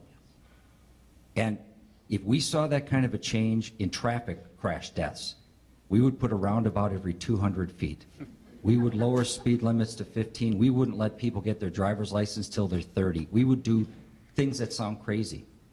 And yet, as to this, we're still kind of struggling for awareness. So I appreciate your committee's willingness to help raise this awareness. You know, as I don't want to repeat things that others said, but I'll reiterate what Mr. Bone said. This is also driving virtually every other kind of crime in our nation. Dr. Westlake, he's had enough in the emergency department. Me, I've had enough. There have been years in Waukesha County where we've had close to 50 overdose deaths, right in this one county while I was DA. I've met now all along the way hundreds of parents who buried their children. I've had enough. I'm tired of this. The law enforcement officers and EMS that are in this room today, they've had enough of often going back over and over to the same house, to the same person who was saved recently and just went right back to using because we don't have enough help for them. And they're often, as Tyler Liebert said, they're often not ready to get help. And the Lieberts and Mrs. Badura, we've spoken together dozens of times, and still, every time any of them talk, I still get choked up and get teary-eyed because the story doesn't get any better no matter how many times you hear it. So ask any law enforcement officer here in this room or anywhere, what is the worst problem we've seen in the last quarter century? This is it. This is the one. And now, you've heard a lot about how this devastates people in many ways. There's one way that hasn't been mentioned yet, and that's employers. It's affecting our economy. 4 out of 5 employers in a survey conducted in Indiana, which is not so different from Wisconsin, 4 out of 5 employers in that survey had to address opiate abuse and addiction in their workplace. Conservative estimates suggest that opiate abuse is costing employers nationwide over $26 billion annually. This is affecting our economy. And I don't want to repeat all the things that have been said about the issue on the border, but any discussion about this problem has to include a discussion about our nation's international borders. In years past, heroin came to America from Southeast and Southwest Asia. Because it was so hard to get it here, it had to be cut drastically in order to be profitable. In the 1980s, the average heroin purity on the street was about 5%. We don't see 5% anymore. Because it's so easy to get it into our country, they do not have to cut it to make it profitable. Instead, they're competing with each other for who has the most potent heroin. And so now we find heroin between 20% and all the way up to close to 80% pure. And when you look at it in your hand, you don't know what you have. That's part of why we're seeing so many overdoses, because a young person or even a middle-aged person using that has no idea. So it is going to be necessary in this to address border security as part of this problem. And of course, I want to mention methamphetamine. Mr. Bone mentioned it briefly. You know, Wisconsin and many other states took drastic steps to make it harder to produce methamphetamine here in America. So we made it harder to buy the necessary ingredients to make it, and we have cut down domestic production. Unfortunately, it just shifted, the production shifted to Mexico. Our problem with methamphetamine is worse than it was before, and it's growing, and it's spread to parts of our state that didn't used to have the problem. So we do have to address the border in this issue. And in terms of how we're going to solve this problem, it has been said as well today that this is an all hands on deck answer that we need to have. Law enforcement will not do this alone.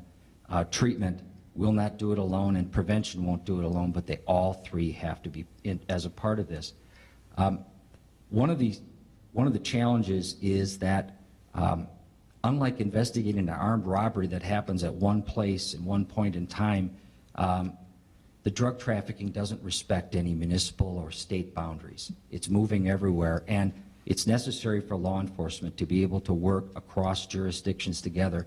One of the ways they've been able to do that over the years is through the assistance of the Burn Justice Assistance Grants. Those grants have been shrinking over the years, and it is making it harder for the local municipal police departments and the metropolitan drug enforcement groups to do their work. And it's been years ago already now in Waukesha County, and I'm a little bit reluctant to even say this out loud, but years ago we stopped focusing on marijuana at all with our Metropolitan Drug Enforcement Group because the opiate problem is consuming so much of our efforts. Narcan has also been mentioned today, and I just want to echo the comments. There's no reason to take it unless you need to reverse an opiate overdose. You don't get high off of it. It doesn't do anything to you. It has no harmful effects. Still, it requires a prescription. I'm hoping we can see that change. And also medication-assisted treatment has been mentioned, and you heard from Mrs. Badura about the concerns that oftentimes a person who's been confined, be it a jail, a prison, or inpatient treatment, oftentimes the most dangerous time for them is right after their release. Relapse is a very common phenomenon, and if their tolerance is now lower, and frequently they try to use at the same level they did before they were confined, and we're seeing so many of the overdose deaths happen at that time frame. Medication-assisted treatment can help with this. We should fund having this available to people who are about to get out of jail or prison, people who are going to get out of a treatment setting, so that they can have assistance in resisting those urges that result in relapse. And then one of the wisest things we've done in the criminal justice system, and that was also mentioned by Tyler Liebert, have been treatment courts. And we now have treatment courts in about half of the counties in Wisconsin. Most of the counties that did that, like Waukesha County, when we started up our drug treatment court, we did so with federal grant assistance, a startup grant. That's invaluable. You can't get your county board to pony up the money to start it until you can demonstrate that it's doing something. That those startup grants are critical. You can start them up and you can show your county board the graduates and how your county's becoming healthier as a result, and then they will continue to fund it. So please continue to support those grants to start up treatment courts. It's the wisest thing we've done because we've started as a criminal justice system to treat addiction not as a felony, but as the disease it is, and it's a real opportunity for us. And I also encourage making available more competitive grants. There are innovative ideas out there in law enforcement, in social services, in non-governmental groups. The only problem is they're expensive, and again, they have to demonstrate success before they can get that outside funding. Startup grants, a competitive process administered by the Office of Justice Assistance or the National Association of Attorneys General, you name it. They can make a difference in finding new ways to approach this problem. So I appreciate very much the committee's interest in tackling this nation's opiate epidemic, and thank you, Chairman Johnson and Ranking Member Baldwin, for the opportunity to testify today and for your work. Thank you, General Schimmel. Our next witness is Senator John Erpenbach. Senator Erpenbach was elected to represent the 27th Senate District in November 1998. His Senate colleagues elected him Senate Democrat leader in December 2002 through 2004. Currently, Senator Erpenbach is a member of the Joint Committee on Finance, the Wisconsin Legislators' Budget Writing Committee. Senator Erpenbach. Thank you, Mr. Chairman. First of all, I'd like to commend Brad and John for their work on this issue. They say Democrats and Republicans in Madison can't get along. We have on this issue, and especially John with his work on this has been great, and you too as well, Mr. Chairman and Senator Baldwin. I really, truly appreciate what you've done. The problem we're talking about today is well documented. I don't need to spend a whole lot of time on statistics other than to say we wouldn't be here if it wasn't the urgent problem that it is. The state of Wisconsin and the federal government need to partner together if we're going to be successful in the fight against this epidemic. In my testimony today, I will talk about a couple of different ways that we can partner together, the local, state, and federal governments to combat the epidemic that brings us all here today.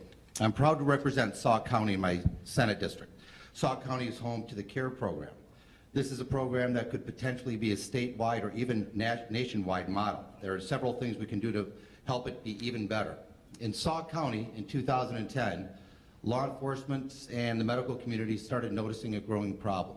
There were 20 heroin and opiate deaths in a 2-year period. Ambulance companies and first responders reported over 80 uses of Narcan, an opiate that we talked about that already. Law enforcement and the medical and legal community and local businesses, it's important, local businesses joined together to address what they saw as a community crisis. They had the foresight to recognize that this problem couldn't be solved by law enforcement alone, and they knew they needed a more comprehensive approach, so they developed the CARE program. CARE, or Community Activated Recovery Enhancement, is an integrated system putting the individual at the center of their treatment, which empowers the individual to make better life choices. CARE recognizes that addiction can be treated and overcome using an integrated multidisciplinary approach that requires medical treatment, mental health services, social services, and healthy support systems. It is a program that recognizes addiction is a disease, as the Attorney General said. A lot of us used to see it the other way around, as somebody's just choosing to do this. It's a disease, and as the speaker said earlier, it needs to be treated throughout the lifetime. It's an important piece of CARE program is Vivitrol, a drug that we've heard about already, injected monthly and blocks the receptors in the brain responsible for an opiate high. Vivitrol is expensive. The average cost of a monthly shot is about $1,200. St. Vincent de Paul was the first to step in Sauk Prairie to cover the cost for the drug for inmates who agreed to the program, but they couldn't afford it much longer. While enrolling inmates in the CARE program, Sauk County realized that Medicaid-eligible inmates leaving jail were experiencing a gap in coverage, jeopardizing their ability to continue to receive the shots. Wisconsin is a state that chooses to terminate rather than suspend Medicaid coverage for those who are incarcerated, and that needs to change. With us here, by the way, in the audience tonight from UW Extension is a member of the CARE team in Sauk County, Dr. Morgan MacArthur, and he's a great resource for anybody on your committee who has any questions about the CARE program and how it's worked to this point. According to the National Conference of State Legislatures, at least 18 states currently suspend rather than terminate Medicaid coverage for people who are incarcerated. The suspension approach yields administrative savings related to reapplication eligibility determination process, which can take as long as 45 to 90 days. I would be remiss if I didn't take this opportunity, Mr. Chairman, to advocate for Wisconsin to take the federal Medicaid expansion dollars that have available to it. Our Legislative Fiscal Bureau estimates that Wisconsin's losing about $320 million over the biennium.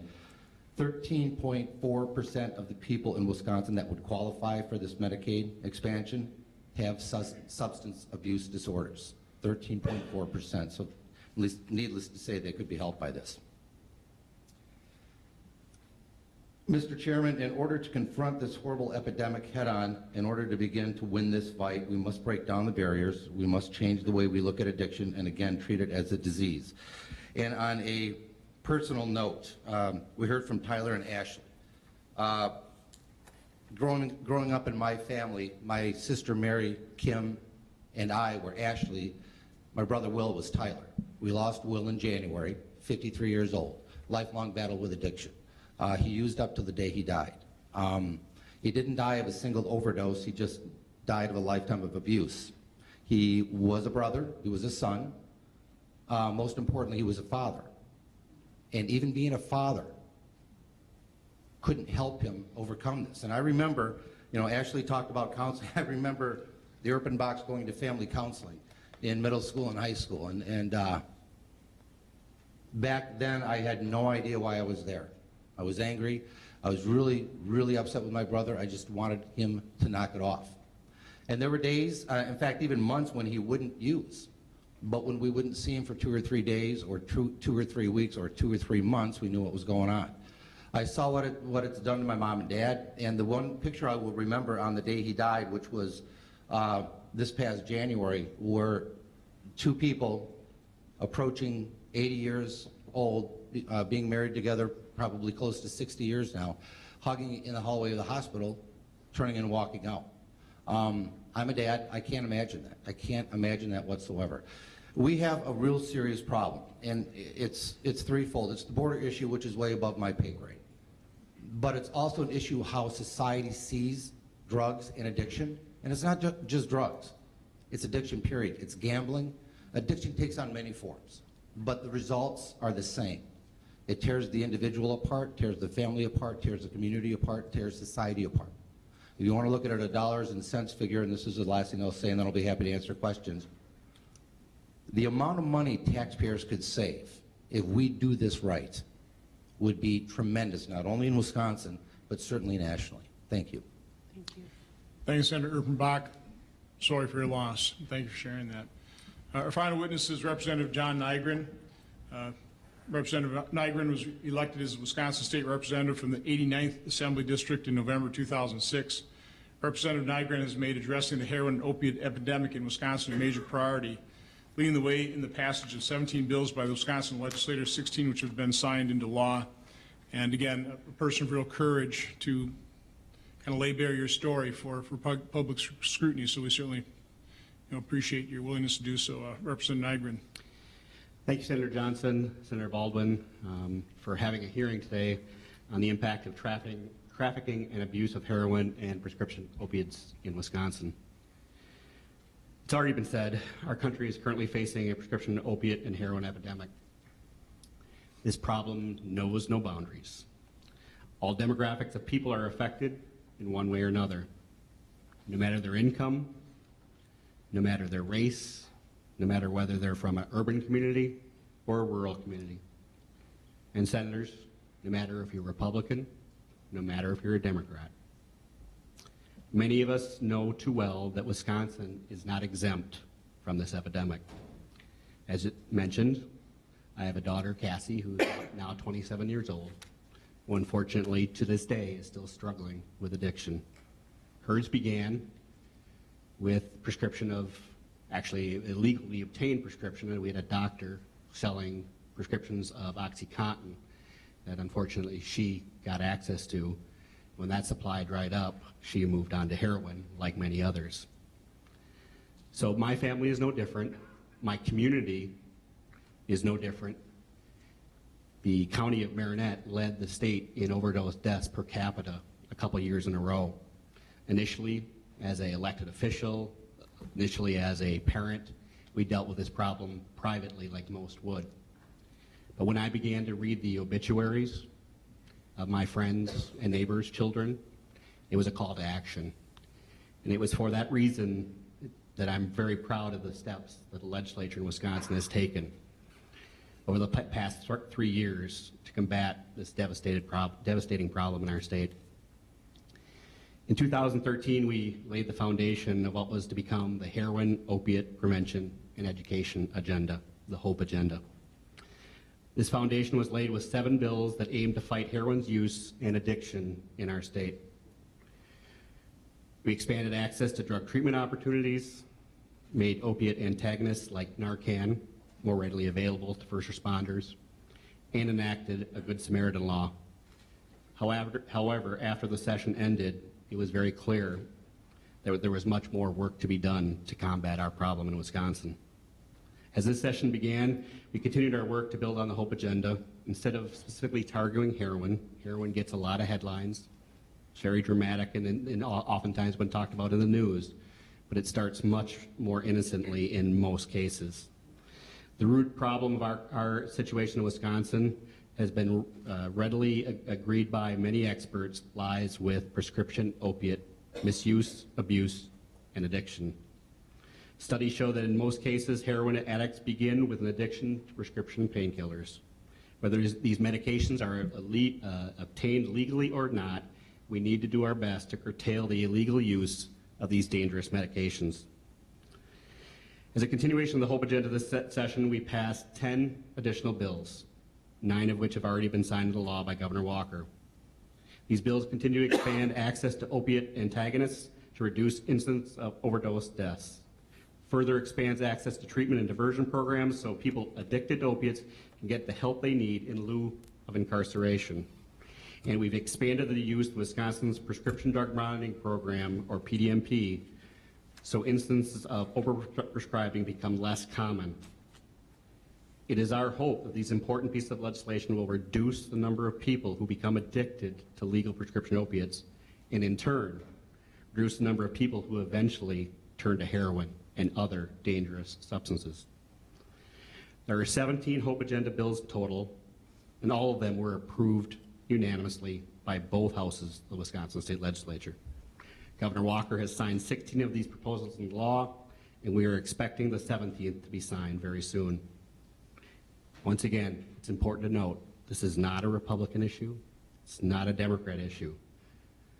When people contact my office to bare their soul about their personal stories, we never ask what their party affiliation is, but rather this is a public health and safety issue.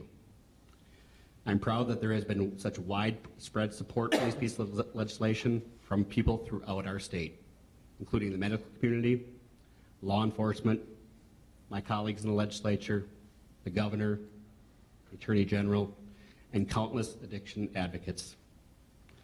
Now it's time to start combating this devastating problem. I'm proud that Wisconsin is leading the way with efforts like the HOPE agenda, and confident that other states will begin to look to us for guidance what can be done, as far as what can be done. The laws that make up the HOPE agenda are not a silver bullet that will solve this epidemic, but each proposal is an important step in the right direction. With that, I look forward to continuing our work to further build upon the HOPE agenda in the future. Future efforts look to reduce current barriers to treatment, as well as provide additional access to treatment. I appreciate the opportunity to testify before your committee today on the HOPE agenda and the state of Wisconsin's efforts, and I hope to be able to be a resource for your work as we continue to address this problem nationally. Thank you. Thank you, Representative Nygren. We do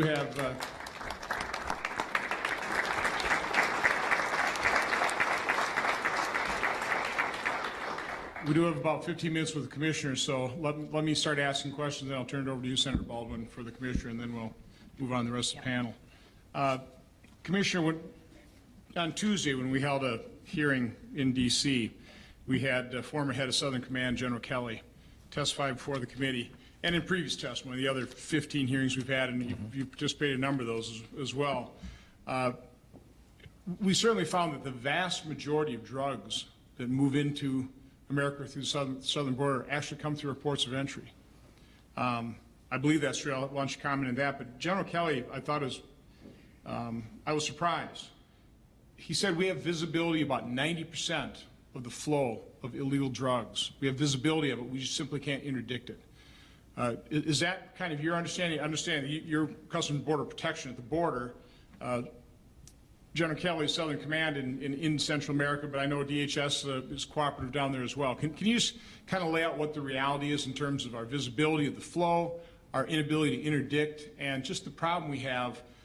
These drug traffickers are very sophisticated in their use, and I've been to the border. The use of dogs, the use of imaging technology, it's extensive, and yet, according to testimony with General Barry McCaffrey, said that we only interdict between 5 and 10% of illegal drugs coming in through the southern border. So just can you speak to that, the difficult nature of the task? Sure, Mr. Chairman. I'd separate out two things that General Kelly said. One is certainly the drugs that come across through the waterways in the Caribbean, et cetera. I think he's very clear that we have a lot more visibility on that than we have ever had for a variety of reasons. Customs and Border Protection flies the AWACS. We do that in conjunction with our partners in the Coast Guard. We have an incredible center in the Joint Interagency Task Force South in Key West, and we have a lot of information, a lot of visibility, et cetera. What we don't have are the assets to go after that. Now, what we're talking about here mostly is cocaine, either destined for the United States, but frankly, given the appetite that Europe and Africa and others have for cocaine, this is cocaine going all the way across. It would be like when I was a police chief and we had a call of a robbery at a 7-Eleven, and I'd say, thanks for the information, but I don't have anybody to send. We could actually use more assets to be able to respond, because we do have very good information, both technology and also informant information. On the other hand, the drugs that flow, and we're talking here mostly heroin, the drugs that flow into the United States from Mexico, again speaking about heroin, is almost always interdicted through our ports of entry. We don't see many backpackers or others coming between the ports of entry, and when we do interdict drugs, it's almost always marijuana being done in those backpacks. So it's coming through the ports of entry, whether it's JFK or San Ysidro, and it's people that are carrying it on their person, it is people that have swallowed it, and it is hidden inside of vehicles. And of course, our best deterrence to that has been able to interdict. I would tell you that I look at a lot of data, and I've seen that testimony and heard that testimony from General McCaffrey, who is a friend and a colleague and a mentor, but I would be very reluctant to cite to you the percentage of drugs that we either seize or don't seize. That being said, if we seized 50% or 70%, your earlier statement in the opening about our appetite for drugs and the fact that this is such a high profit area is going to make it extremely difficult if we seized 80%. Yeah, I mean, the percent is kind of neither here nor there. I mean, the supply is meeting the demand and then some. To have the prices go from $3,000 a gram to $100 a gram, I mean, there's a real problem. You know, oftentimes we hear that the use of drugs is a victimless crime. I think we've heard in testimony there's no such thing. You know, the broken families, the broken lives. But when I was down in Guatemala with General Kelly, we visited, you know, again, these are the drug cartels, their businesses. They expand their product line into human trafficking, sex trafficking. I do want you to speak to the brutality of these drug cartels, but I do want to talk a little bit about what we saw in Guatemala, where we visited a shelter, no address on it because they're trying to protect themselves from the drug cartels, the sex traffickers, but a shelter for sex trafficked little girls. The youngest was 11, the oldest is probably about 16, average age is about 14. They have cribs because they obviously get pregnant. So anybody that thinks that this is a victimless crime, go down to Guatemala and see just one sliver of that type of victimhood. But again, you're on the front lines. You see the brutality. General Kelly was talking about anybody in public safety that would even begin to think of going up against drug cartels. They get a little CD with their pictures of their family and their little girls. And I mean, can you just speak to what you know of why there's such impunity on the part of drug cartels, because they're simply untouchable, because they're so brutal? And I think we're talking mostly then about Central America, because I visited Guatemala. We certainly know the statistics in those 3 Central American countries, Honduras, El Salvador. Well, Mexico's quite bad as well, is it not? And well, although actually in the last year of President Calderon and continuing through President Pena, we've seen a decrease in their violent crime. It is still significantly higher than that of the United States. But in those visits and in looking at that data, the level of violence, Honduras and El Salvador have homicide rates that oftentimes top the world in the per capita killings. And I think that's what we've seen in the number of unaccompanied children and others that have come across the border. But it's driven by gang violence. And I would go back and say that as much as the work that's been done by the Department of State, International Narcotics and Law Enforcement to provide rule of law training, to provide technology, to provide training for professional law enforcement, until, as Secretary Kerry mentioned in Davos recently, until the corruption issue is addressed in these countries. It is you're not going to find people that are going to want to pick up and go to a local law enforcement official and say, I want to report something, I need help. And so I'd say corruption drives part of this. But can you talk about specifically the techniques the drug cartels use to gain the impunity with which they operate? Well, I think they're This isn't just gang violence. I mean, this is a very dedicated effort on their part to be incredibly brutal against the family members of public safety officials, beheadings, those types of things. Yeah, we've seen time after time after time, and including in Mexico, very high-level law enforcement officials, many of whom have reputations that have been brought in to essentially improve things, to do public safety. They've been killed. Their families have been killed. The mayor just outside of the city of Mexico City, within the state of Mexico, was murdered only several days after her election. The intimidation and the threats to prosecutors, to law enforcement officials, et cetera, which often then comes back to why in the United States haven't we seen anywhere near that level of intimidation or violence. And that's because, quite frankly, we have law enforcement officials that are not corrupt. We have prosecutors that will not back off from prosecuting at the greatest and most severe level, people that would do that type of intimidation or threats. But you're absolutely correct. The better things that would improve in those countries for safety, security, et cetera, the better we would be when it comes to our drug issue. But again, so my final point, turn it over to Senator Baldwin.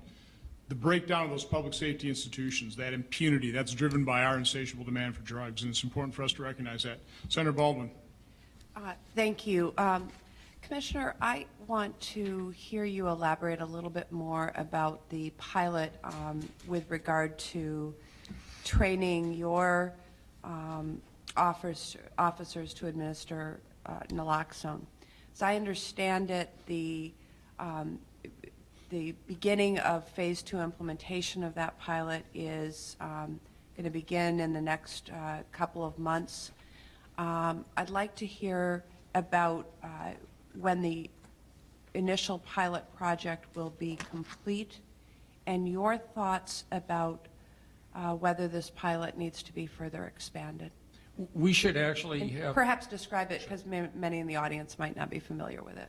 And when I served as the President's drug policy advisor starting in 2009, the issue of prescription drugs was known in the medical community. It was basically unknown anywhere else, unless people had been adversely affected. They knew about it, but frankly, you could count on one hand the number of articles about prescription drug overdoses. It is on the tip of everyone's tongue. It is knowledgeable. It's the subject of these hearings and many others. And so one of the things that we saw very clearly was that if we can save people's lives, and frankly, the first responders are often law enforcement, although the medical community does respond very quickly, the use of naloxone can reverse overdose. I think when the doctor testified about the concern that, well, naloxone is only going to encourage someone because they know they're not taking the chance. I also heard from the young woman at the end of the panel when she talked about, look, people can't stop. If they could make a decision and say, you know what, I'm going to quit, by heaven, I think they would have made that decision and quit. So we wanted to see naloxone in the hands of every local law enforcement, state troopers, deputy sheriffs, and police officers. But we also wanted to see it in the hands of people, our people, because we deal with 1 million people a day coming into the country. When I was in Boston this morning, they talked about people who were overdosing in the restroom of Logan Airport. And the state troopers there have naloxone and are able to use it. We need the same thing. I can assure you, Senator, that when the pilot is over, we'll make sure that naloxone is at every one of our ports of entry. Thank you. Well, again, Commissioner, thank you for your service to the country, and thank you for coming again. Your dedication to these hearings on a local basis is really much appreciated, and thank you.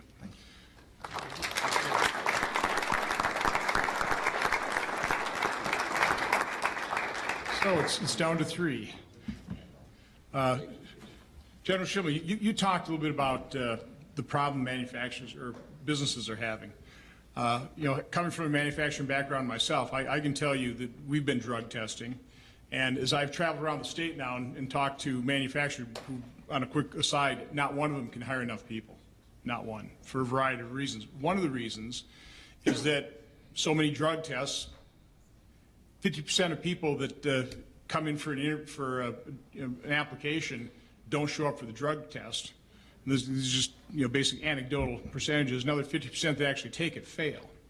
So this is an enormously difficult problem. You talked a little bit about the purity.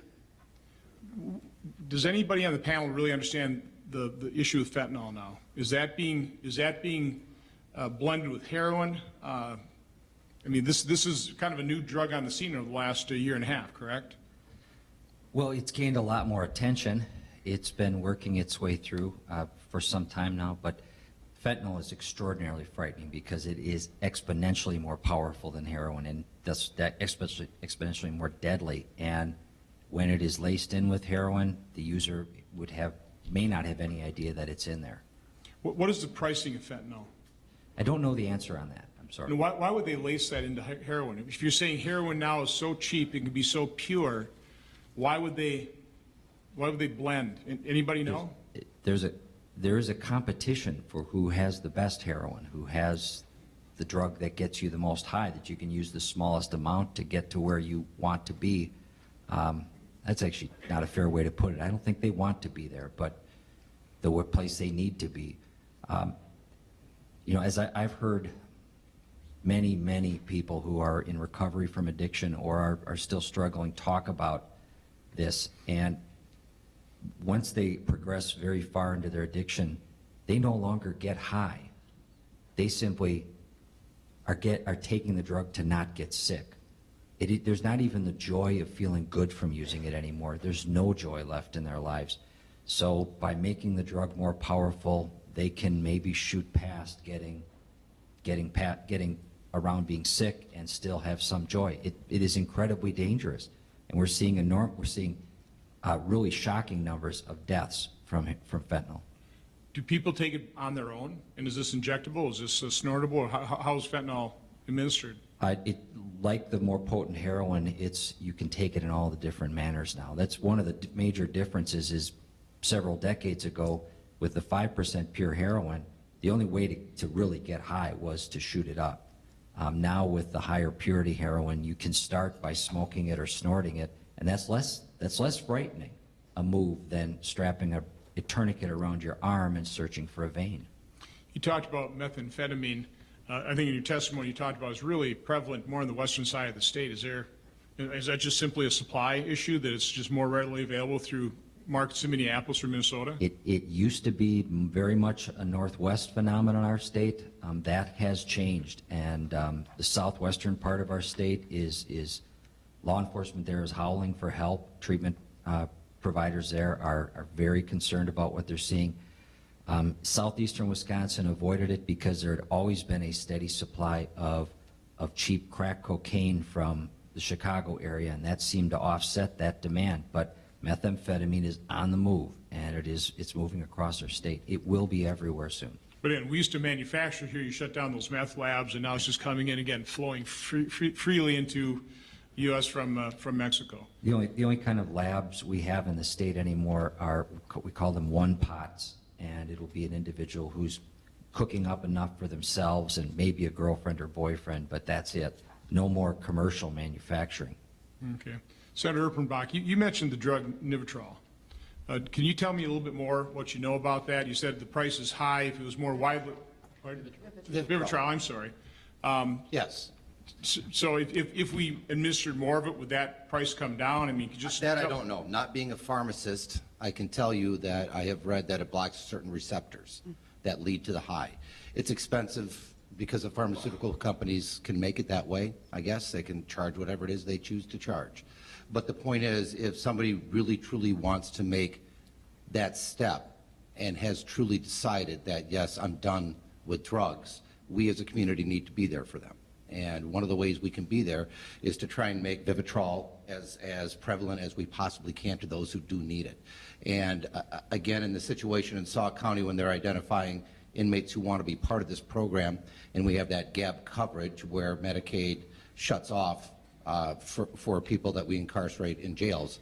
And then there's a wait to get back on, if they can get back on at all. That Vivitrol, that shot of Vivitrol, once they're out and they've made that decision to change their life, has to be available to them. Because if it's not, shortly after they're out, if they don't get the support they need, the help they need, and the community isn't behind them and government isn't behind them, they're going to end up right back up in jail because they ended up stealing something because they needed the money to go out and buy some heroin or do whatever. I mean, that was the case with my brother.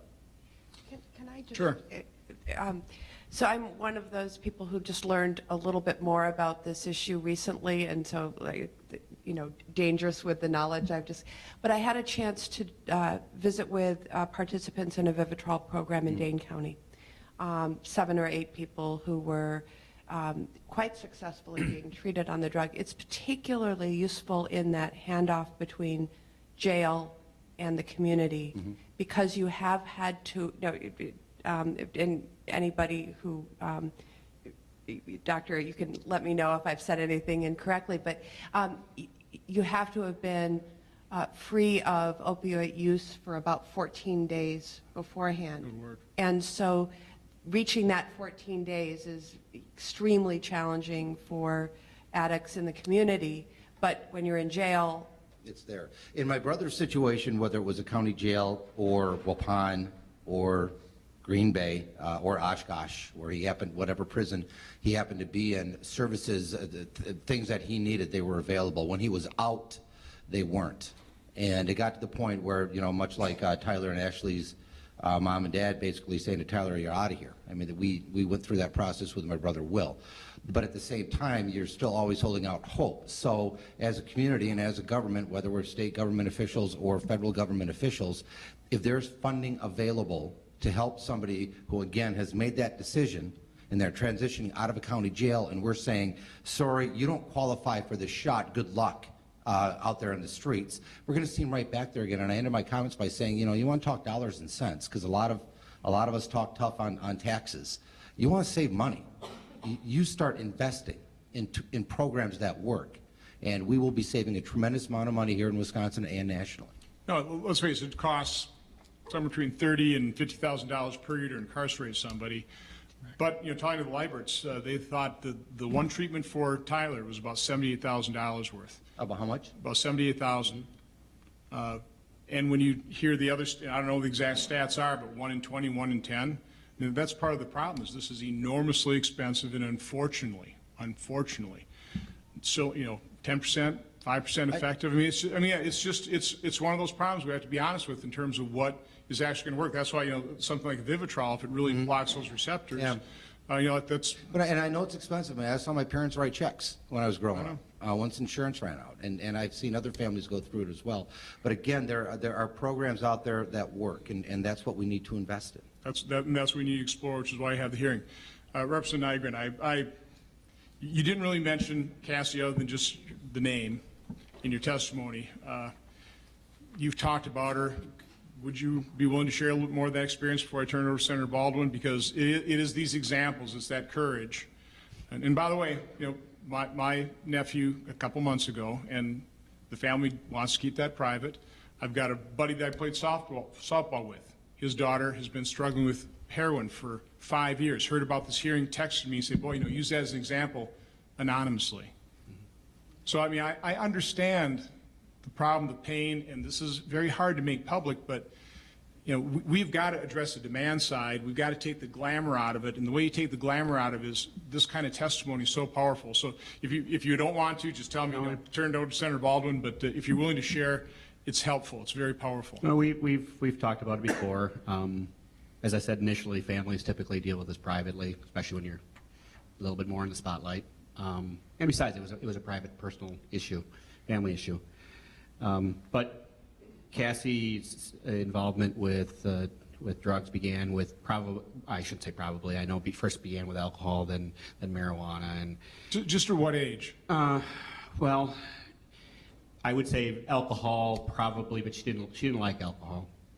That started probably around 13 or 14. Marijuana, 15, 16, and prescription drugs around 17.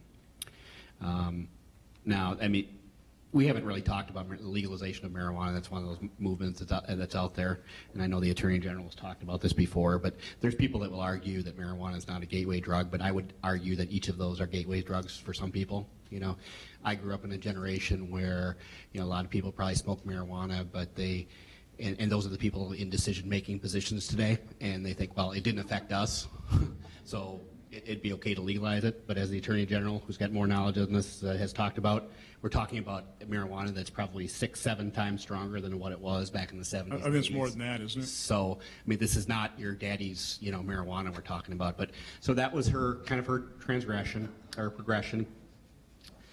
And as a family, you know, we went through all of the. If you sat somebody, Lori Badura, or you know somebody else who has had a loved one with an addiction right next to me, we could probably tell a pretty similar story. Tell you a story about, you know, robberies in your home or break-ins in your home, missing dollars, missing valuables, those type of things that began to, you know, disappear. All those things were difficult as a family. Seeing somebody who was once a straight A student, not graduating from high school, was difficult. Seeing her eventually in Orange in county jail or eventually prison was difficult. But the most difficult thing as a parent was when they're in active addiction, waiting for that phone call to come. That phone call came for me. I got there, was able to help her, try to help her breathe until the paramedics arrived and administered Narcan. If it would have been the basic level EMTs in Marinette, they couldn't administer Narcan at that point in time. We've changed that.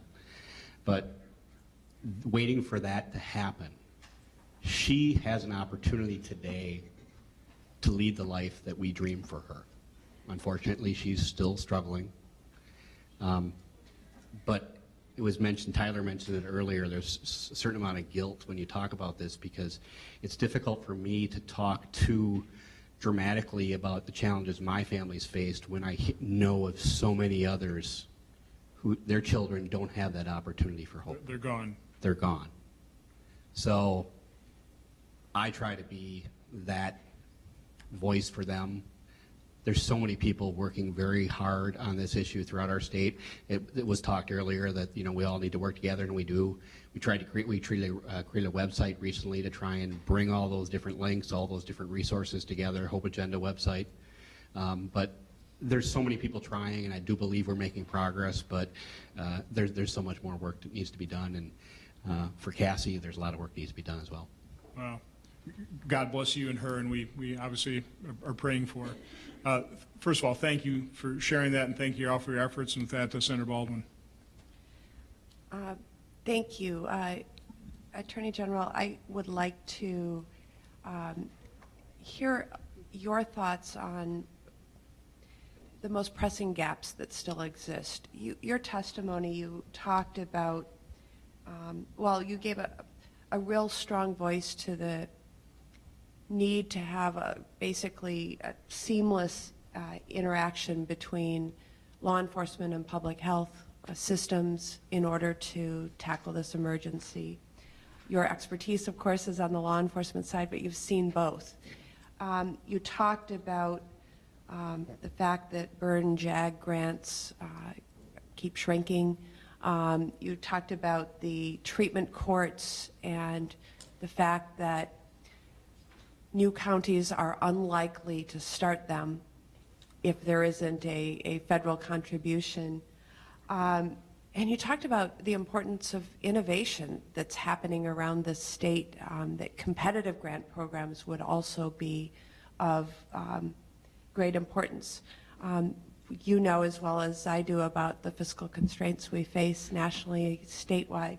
But where do you see the most profound gaps that would benefit from greater federal attention to better grapple with this emergency and acknowledging it is a crisis and an emergency?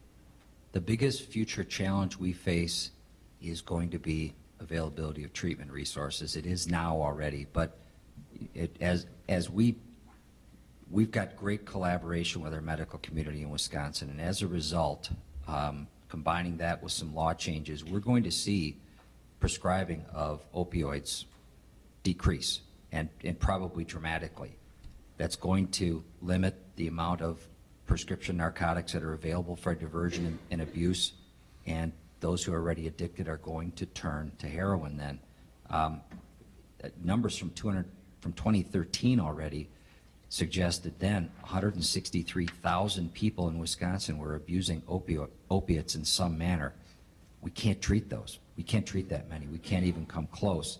We're going to have to be prepared for that. It is something that I'm very proud of our medical community in Wisconsin, because they get this and they are working on it. They're working to change education for doctors. They're working to change the conversation between doctors and patients. And they are working to make sure there are more Suboxone providers. One of the things we could do is address that right now what many assert is an artificial limit for the number of patients that a Suboxone certified doctor can see. They can see more, and many recommend that we eliminate those artificial limits, or at least raise them, because Suboxone will be and as Tyler Liebert described, not every kind of treatment works for everybody. It's all different, but we need to have it available, and that does work for many people as a support while they're also getting treatment. These are medication-assisted treatment. It's important to remember that. It still will always circle back, but we can stretch our treatment capabilities if we have the medication assisting someone in getting through treatment as well. I believe treatment providers can serve more people if their patients are stabilized with some kind of medication assistance. And prevention dollars are so important. I want to expand a little bit on drug treatment courts. In Waukesha County, our drug treatment court cost about $2,700 a year to have an individual in that court. That included all of their treatment, drug testing, case management, constant trips to court. Did I say drug testing? I meant to. Everything. They didn't have to come up with any money to be in the program. $2,700, I can't keep somebody in the county jail for 3 months. $2,700, can't keep them in the state prison for 1 month. $2,700 will not pay for an autopsy and the toxicology reports that are necessary. All of the people that enter into the drug treatment courts in our state are coming there with 2 destinations that were awaiting them otherwise. They were either going to overdose and die, or they were heading to prison. And drug treatment courts are interfering with that path, and it's the best thing we're doing. One quick additional question. As you've taken a journey from being the head law enforcement official in this county to a statewide perspective, I've also gone from representing a part of the state to representing the whole state. Are there any geographical gaps that you would want to bring to my attention? I know I get calls from constituents who talk about the distances that they need to travel to seek treatment, to seek support, to seek help. Treatment resources are taxed severely everywhere, but in the more rural communities, it is most profound. People sometimes have to travel 100 miles or more to get to a treatment provider, and many of these individuals don't have money left to have a reliable car. They may have lost their driver's license a long time ago, and there's certainly no bus. We're seeing innovations in the treatment community where treatment providers are utilizing video conferencing for it, and I'm told by treatment providers that it is demonstrated to be as effective, or can be as effective as in-person treatment providing, but it needs to be the person receiving that video conferencing should be in some kind of a medical facility where they can get help and advice face-to-face as well. But these are some of the things that we're attempting to do to expand these resources to meet a demand that, frankly, we hope will become overwhelming. We hope that these tens of thousands of people that need to be in treatment, we're hoping that more and more of them will be ready to accept treatment. Thank you. Senator Erpenbach, I want to is going to continue this discussion about the sort of nexus between law enforcement and public health and care and treatment for those with addiction, based on your testimony about the incredible work that's being done in Sauk County. You talked a little bit about some of the treatment that begins in jail, and how there are often interruptions when a person leaves and tries to seek that same treatment in the community. I think the Vivitrol example is a key example. How is the treatment funded when it is offered in a jail setting? How is it not being covered when it becomes an issue of community treatment for the profile of people who are needing it? Well, I do know that in Sauk County, with St. Vincent de Paul, who first stepped up and started paying for it, and obviously they can't afford it. They've had about 30 people who have gone through the CARE program and gone through it successfully. And obviously you identify who would be good candidates while people are serving their time in Sauk County Jail. And again, if we as a state decided to suspend as opposed to terminate Medicaid services for folks who are sitting in county jails, that would go a long way. That would be a very first good step. The next step, again, it would be, in my opinion, taking the Medicaid expansion, because somebody's making minimum wage isn't eligible for Badger Care in Wisconsin. And there's 13% of those who would be eligible from the 100% to the 138. 13% of those or so who have addiction-related issues that are costing society and their families and themselves ultimately, in many cases, the ultimate in their death when they die. So one thing we should do in Wisconsin, and you know, I'm going to talk with John or Representative Nygren about this at some point when we head into the next session, is what we can do in working with DHS to just suspend, not terminate those services for those folks who lose their Medicaid eligibility. Thank you. Representative Nygren, I just want to commend you on your work on the HOPE agenda, the work that we've talked about in terms of coordinating at the state and federal level. I would love it if you could spend a few moments further talking about the agenda pieces that improve access to Narcan or naloxone, and whether you're already hearing any feedback about how those are working in communities across the state. Sure. So, you know, we in Wisconsin, I think we're a true citizen legislature.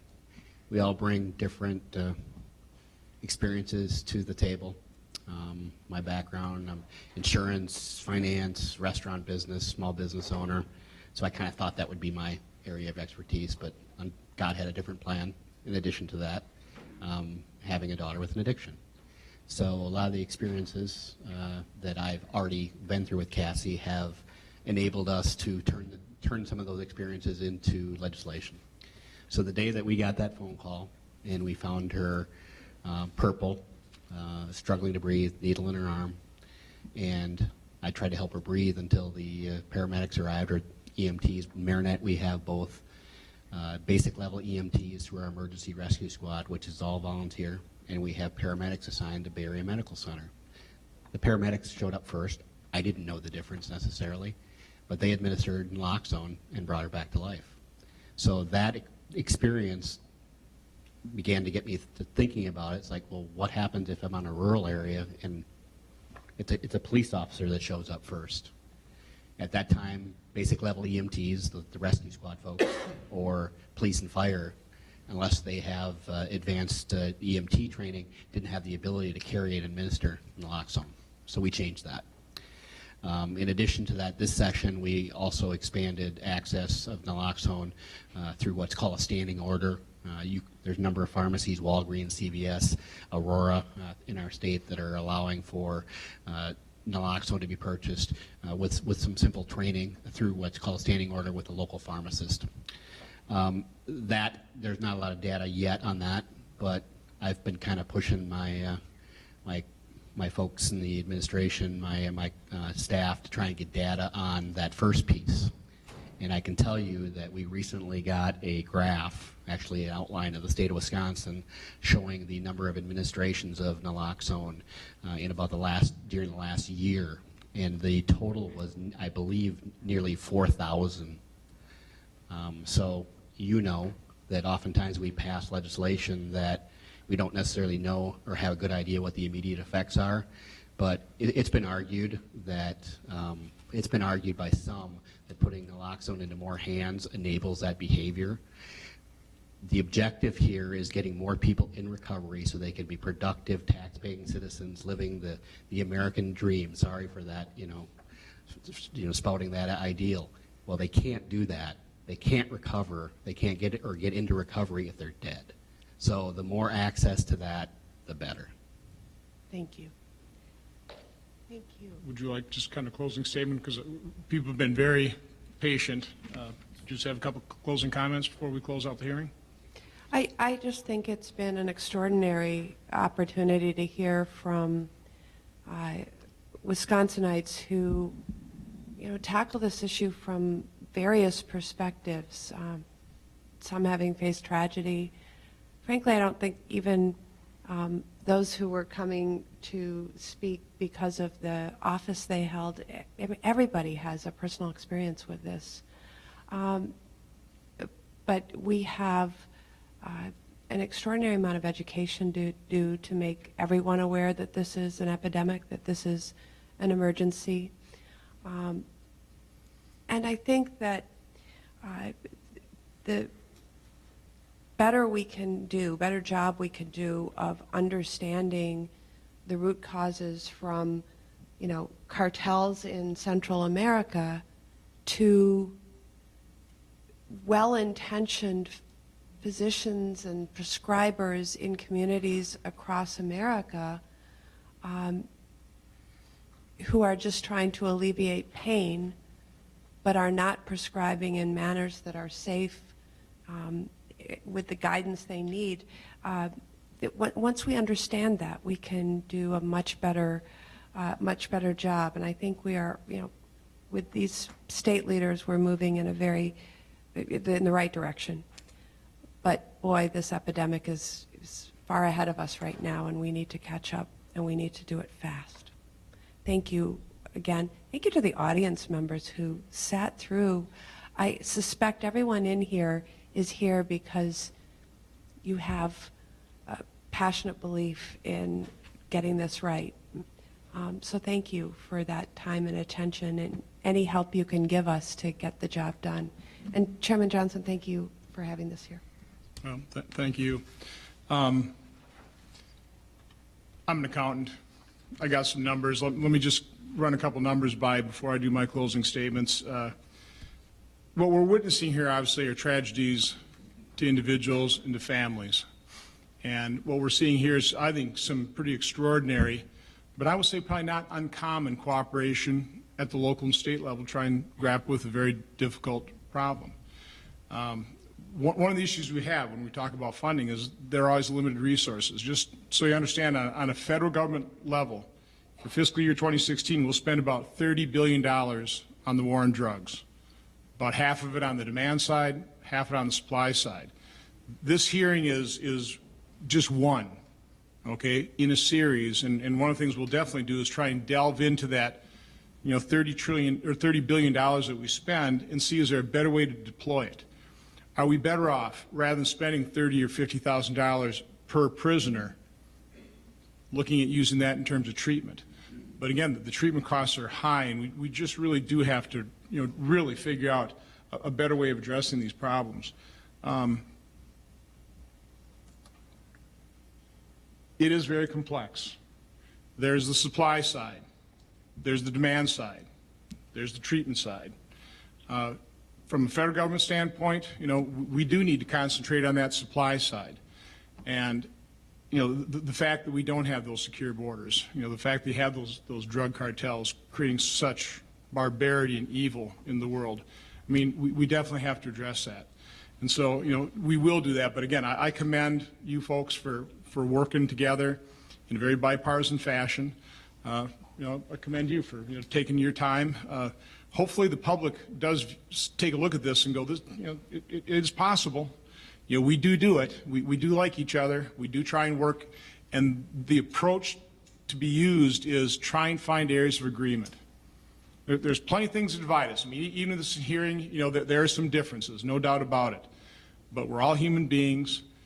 There's no one political party that has a monopoly on compassion. We want to solve these problems. If we concentrate on those areas of agreement, it's just a whole lot easier finding common ground. And if you'll indulge me for 2 seconds, I wasn't going to do this, but prior to this hearing, my wife did reach out to her brother and got a text. And didn't want to bring in anything like that, but I just have to read some. There's a text with probably about 20 different lines in it. Talking about the autopsy report, he couldn't read it. Too sad. I'm still crying. Just tears to me now. Big tears. That's what's affecting people's lives. These tragedies on an individual basis. So again, Senator Baldwin, thank you for your involvement in this stuff, the things you're trying to work on. Gentlemen, thank you for what you're doing. Again, the audience members, you're probably here because you've been touched, you've been affected by this. This isn't going to end. This is a big problem. It's a complex problem. Many components to it. But if we work together, if we concentrate on areas of agreement, the shared goal of trying to rid this country, quite honestly, this world, of this scourge, we just might start finding some commonality. So with that, let's close it out. The hearing record will remain open for 15 days until April 30th at 5 p.m. for the submission of statements and questions for the record. Thank you all. This hearing is adjourned.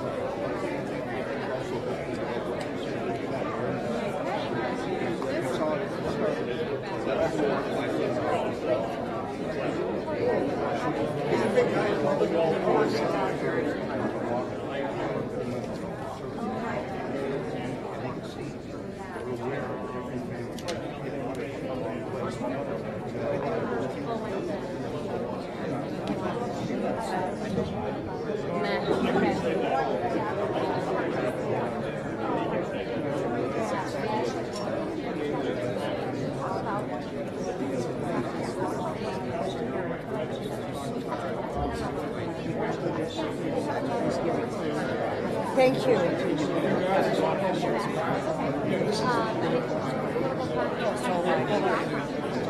That's why I chose not to say anything. I was going to go up there and say, but you know what I always say, so I was decided to be quiet.